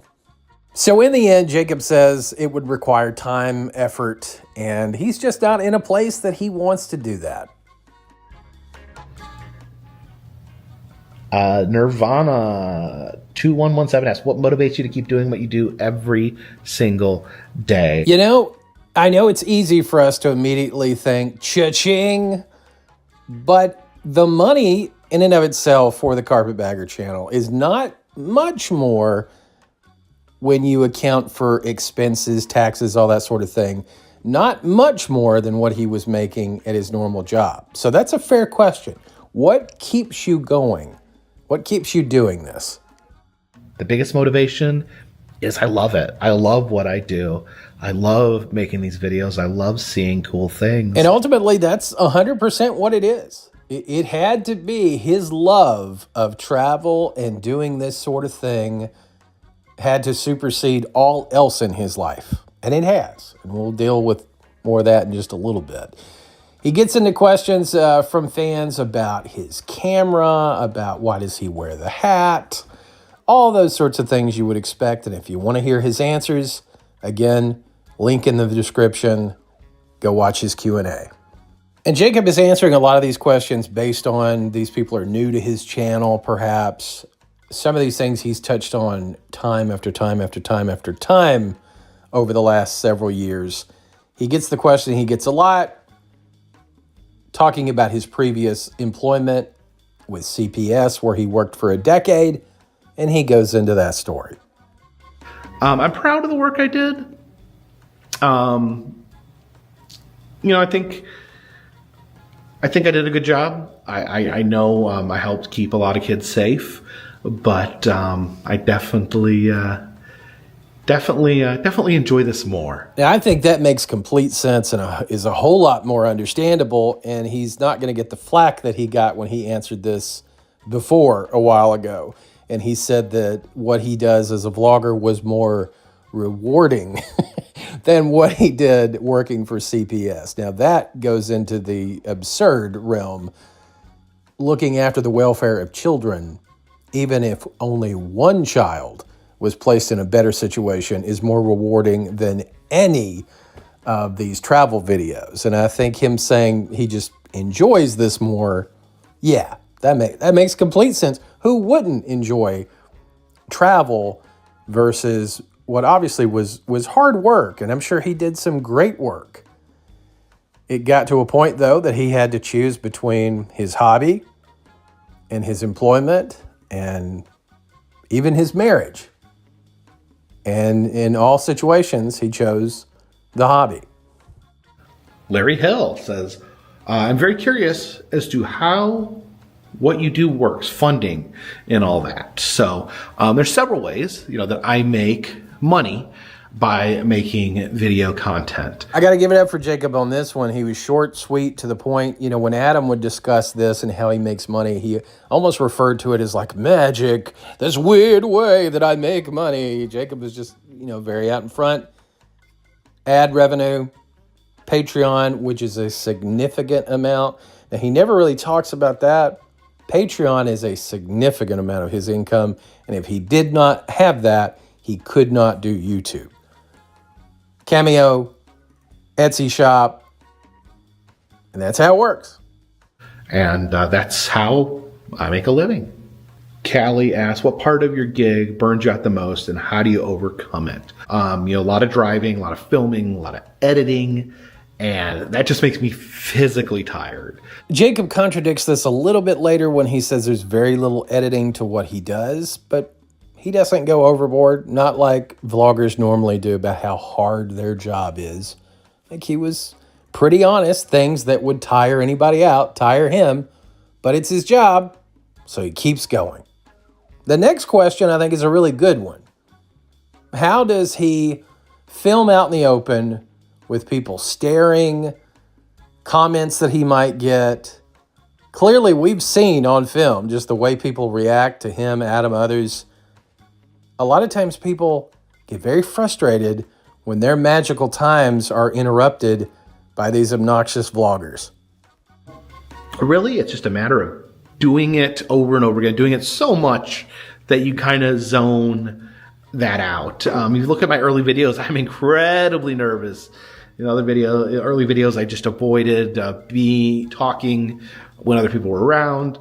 Over time, I've just gotten more comfortable with it. And part of what helps with that is just fear of missing out, I guess. Is like I think about am I going to regret it later? Am I going to regret later that I didn't narrate the video I wanted because I wasn't shy or embarrassed? So I try, to let that outweigh. I would rather be able to talk and make the video I want to make than than not. And also from a time perspective, for them to try and do the type of voiceovers, like for instance that I'm doing right now, it would not work because it takes hours.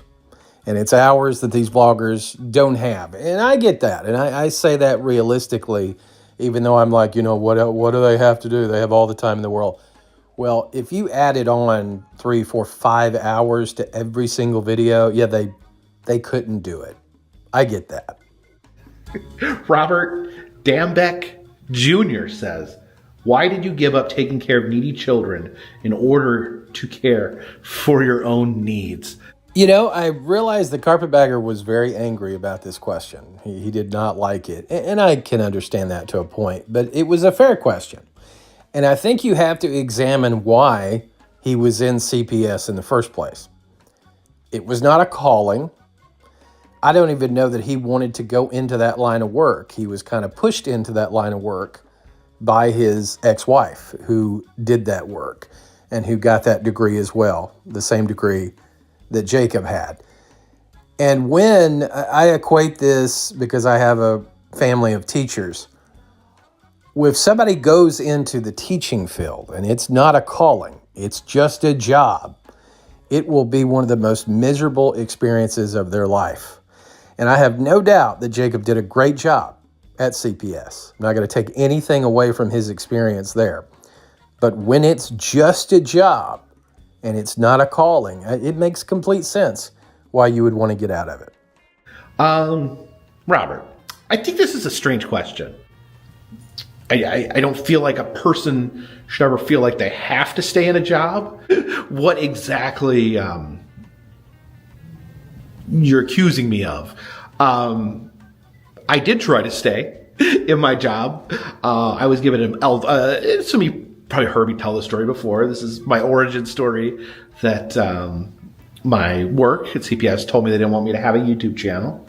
They wanted me to stop doing it. And I put in my 2 weeks notice. Jacob, of course, has told us a number of different ways that they just outright fired him, that he was fired because of trolls. There was, in truth, one troll that called his work, and that should have never happened. Nobody should ever call your work. 1,000 times never. But that happened. His work began to see his YouTube as a distraction to his work because it was elevating from a hobby. It was something he was putting quite a bit of time into. Similar to kind of a Tampa Jay situation, who was spending every possible waking moment he could doing that channel. And the work said, look, you got to make a decision. Are you going to be dedicated to your job, or are you wanting to do this other thing? And he chose YouTube. But right now, I mean, I'm very happy. I'm meeting my needs, which, you know, if that's how you want to put it, that's okay. My needs are, this job takes care of my family, it pays my bills, and it brings me a lot of personal happiness. And he doesn't owe anybody any more than that. But as I've said, when he mentions in the past that YouTube is more rewarding than what he was doing, you're going to have some of these questions come in, and you have to be understanding of that. You know, this one rattled him. That question bothered him. I don't think I did anything wrong. Leave a comment. Leave a comment, and anyone who thinks Robert's right. That's right. Get those baguettes energized and engaged, baby. So let's get the trolls to stop if we can. And your lives will be happier if you don't troll. Abandon any other family members to make your quote-unquote content, grifter. I like that he can at least laugh. You know, the grifter word especially is something Jacob hates, and many vloggers hate it too because they don't see what they do as grifting. And to me, it's not necessarily grifting, because grifting, and he explains this a bit too, and I think he explains it in a good way, that grifting is somehow you're shanghaiing, you're bamboozling somebody into supporting you. You're selling them a false bill of goods to get them to support you. To me, I kind of use it, maybe not in the proper way, but if you are relying on an audience of people in order to do your job, you rely on their support to be able to continue to do your job. Are you doing a job? He refers to YouTube as a job a lot, and Adam did too. But to me, just be knowledgeable of the fact that what you're doing is not normal. It requires a village, if you will, to support you, or you couldn't do it. This is not an entertainment job that you've been hired for, that YouTube has, bust down your door to get you to do this. No, it requires tens of thousands to continually watch you, to work their job, do whatever they do for money in order for you to do this. Ask me if I've abandoned any other family members. Now, I've heard negative people talk about me in a way that said I abandoned my family in order to travel, to make videos. I guess you have to start with, what does it mean to abandon a family? Me and my wife did get a divorce. That's true. I took this job. I started doing this job when we were still married. Again, you didn't take a job. You put out content. It found an audience. People support you through donations each month. Not quite the same. When I decided to go full time, I'm not sure really like the idea that I abandoned my family. I'm not sure where that necessarily originates from. So I'll help you with where it originates from and the reason people feel that it's this way. And I want to start with the positives. His ex-wife, Christy, has never had anything but good things to say about Jacob post-divorce. I think that's a positive. His daughter, if you ask his daughter or any of his family, were they abandoned? They're going to tell you no. And I don't think they're just going to say that to keep face. I think they feel that. So right up front, does his family feel like they were abandoned? I don't think so. Would his ex-wife say that the marriage was abandoned? You might get a different answer there. Jacob is got to be his own man, and different from maybe a lot of the fathers that you all grew up with, or father figures, or maybe other families that you knew. Your father, your mother, your parents sacrificed so that you could have a better life. They were not thinking about what their own enjoyment was. Now, also, nobody should have to stay in a marriage that is just not working. But his ex-wife has said one of the contributing factors to the divorce, and I only say this because this is on video on the World Wide Web, has said that his YouTube channel was a contributing factor in their divorce. So that has to play a role. That has to be a part of this. And when presented with that fact, and you still make the choice, well, I'm going to go on. If you can't support me in this, the marriage can't keep going. And I don't think the YouTube was the only issue. They had talked about, and again, this is all in video form, they had talked about they had grown apart. And we'll, in fact, see some of this now. Hey, Christopher, how are you? Thank you, Shabby. You're so sweet. Hey, Lori. I'm going to try to get through this without crying.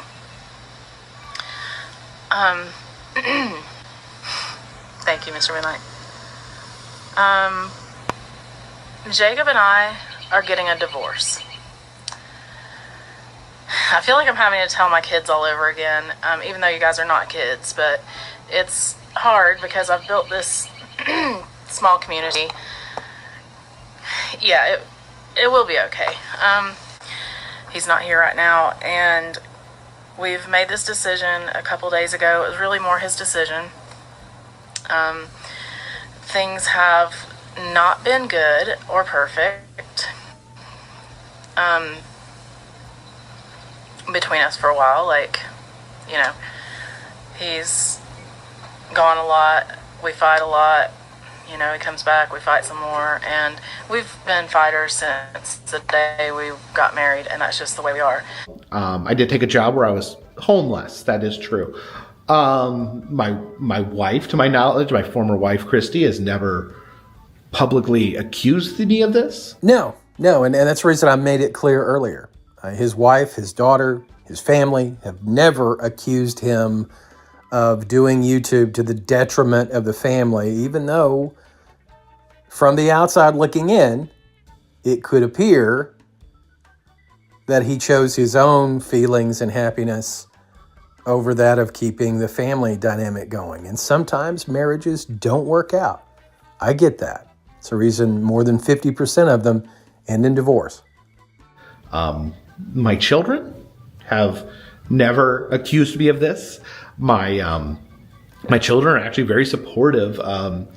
You know, my children, that you know, my son, he thinks it's cool. He watches other creators, but he just appreciates what I do. Me and her made the adult decision to get divorced. I did not hire an attorney because the two of us were able to work everything out. The two of us were not happy in that marriage, and so we got divorced. I mean, I guess if you feel any of those things constitute as abandoning a family, I mean, I guess that's your opinion. Jacob goes on to cite examples of why the family dynamic was not conducive to what he was doing with YouTube. I don't know if he's trying to show why the divorce had to happen or what he's really trying to paint a picture of here, but it just further says, well, yes, so you chose YouTube instead of being there with your family. And again, completely understand if the marriage was deteriorating and it couldn't have been saved regardless, but I don't think this information helps his case out as much as he thinks it does. You know, my wife at the time, she had a job. She couldn't travel with me.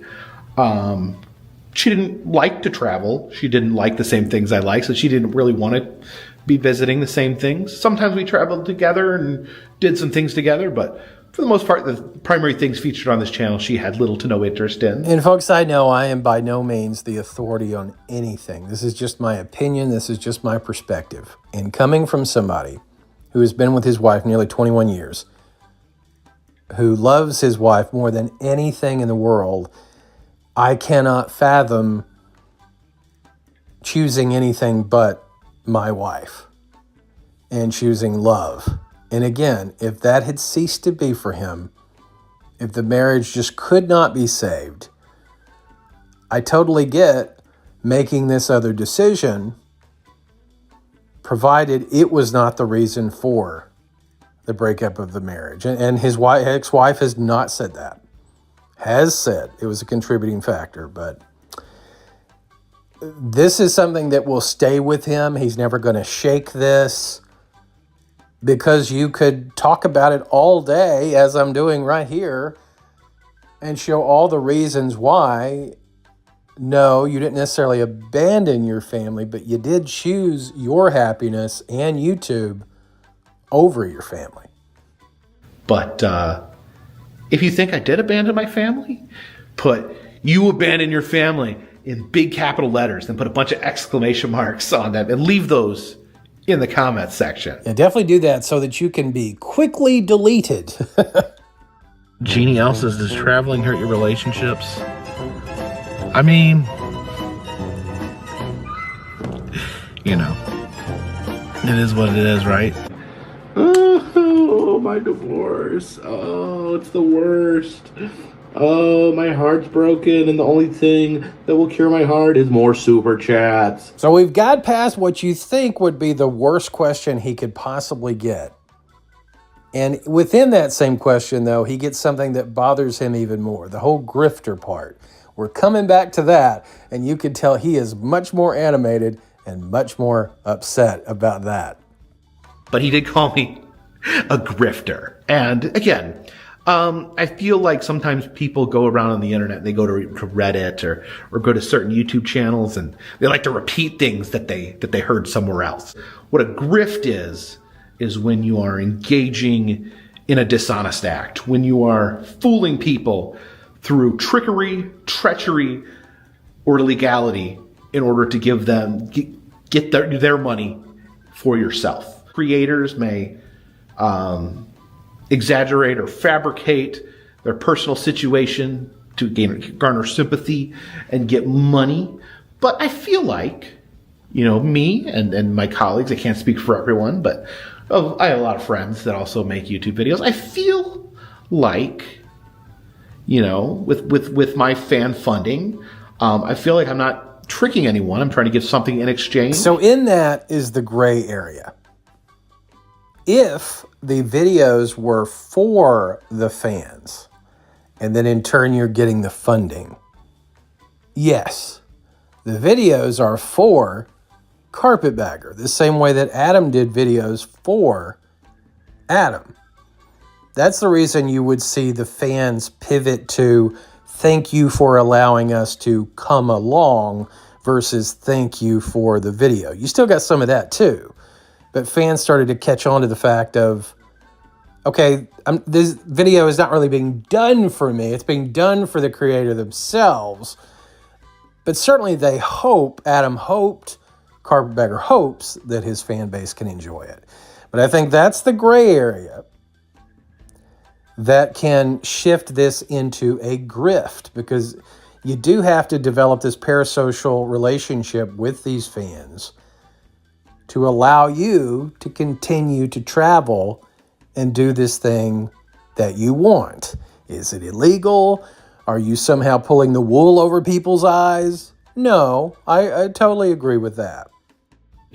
Everything's on the table. You know, I'm not lying to you about my finances. Everyone knows that, you know, I can still make videos without fan contributions.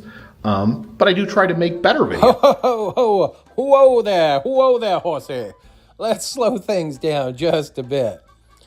No, without fan funding, without Patreon, Cameo, Etsy, you could not do videos. He could not continue to maintain the current lifestyle that he has, the responsibilities that he has for his family. He could not do it just based on ad revenue alone. It would not be possible. Could he continue to do YouTube? Yeah, I'm sure. But it would be much different than what you see, would not be as frequent of trips. There would be no things like going to Hawaii, etc., things like that. No, it would completely change. And I think to diminish the importance of the fan contribution, again, dips back into that perceived notion of grifting.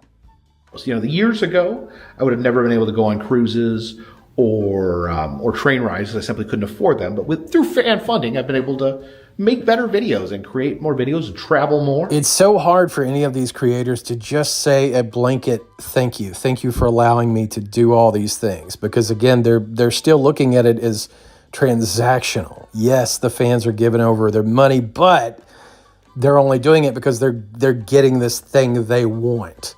They want to see me on this cruise ship. And I would encourage anyone, if anyone feels, if anyone feels that way, please don't give me money if you don't feel like I'm being honest. And for his part, I don't think he's outright lying to his fans. He is skirting that gray area where things are exaggerated, the same type of exaggeration that he accuses others of, and oftentimes maybe are guilty of. He wants to portray himself as nothing bothers him, and he's this creator that's just out to do good in the world and this circle of goodness. And, well, there have been times that's not the case. Know a lot of Jacobs. Which Jacob? You fucking know who I am. The Carpetbagger? Yeah, it's a fucking carpetbagger, you piece of shit. There's going to be things that I just simply won't be able to afford to do. I mean, so it's hard to explain like what the criteria is. A lot of times the criteria is, do I just want to do it? And then sometimes, the videos that I may lose money on are things that I just really, really want to do. I have a question. If you were such good friends with the Woo, why didn't you go to his funeral? You were literally on a cruise ship. I was at Adam's funeral. Yeah, folks, if you're going to come at these creators like this, do your research. Do your research. He was at the funeral. Virtually everybody was at the funeral. There were a few exceptions. But you've got message boards online. Before you go at somebody, just do your research, because you completely lose the narrative if you immediately start spouting out false information. So I appreciate the Carpetbagger doing this type of Q&A. Again, we can all look at things through a different lens. Even the clips that can be showing him in a negative light, were there reasons surrounding that? You could make the case that there were. I just want people to be based in reality a little bit more. I do not like the vlogger lifestyle. I do not think it is a lifestyle that's conducive to things that tens of thousands of people should want to emulate. It's not for everybody. You have to give up certain things. You have to forego relationships unless you can get into a situation like Carpetbagger is with Jenny, when she knows up front he's going to be gone a lot of the time. He's going to be gone during natural disasters. He may be gone when something happens to her, like a car accident. And before any baguettes get all riled up, we know, Jenny has said that it was a decision that they both made for him not to come, for him to continue on with that buoy-to-buoy trip that he was doing. Hey, my name is Adam the Woo. Ooh. I'm in Mexico. I can't read the signs. I can't drink the water. I'm afraid to eat the street tacos. I might get kidnapped. I wanna go back to Disney World. I miss Figment. Oh, I'm gonna be Figment right now. Sicko. My name is Adam the Woo. I'm in Mexico. Got a hotel room about an hour or so from Acapulco. I can't read the signs. I can't drink the water. I'm afraid to eat the street tacos. I might get kidnapped. I wanna go back to Disney World. I miss Figment. I'm in Mexico. Oh no, I'm in Mexico. And I miss Figment. I wanna go back to Disney World. Oh no, I'm in Mexico. And I miss Figment. I wanna go back to Disney World. I can't believe. Freaking I'm afraid to eat the street tacos. I might get kidnapped. I wanna go back to Disney World. I miss Figment. I'm in Mexico. Oh no, I'm in Mexico. And I miss Figment. I wanna go back to Disney World. Oh no, I'm in Mexico. And I miss Figment. I wanna go back to Disney World.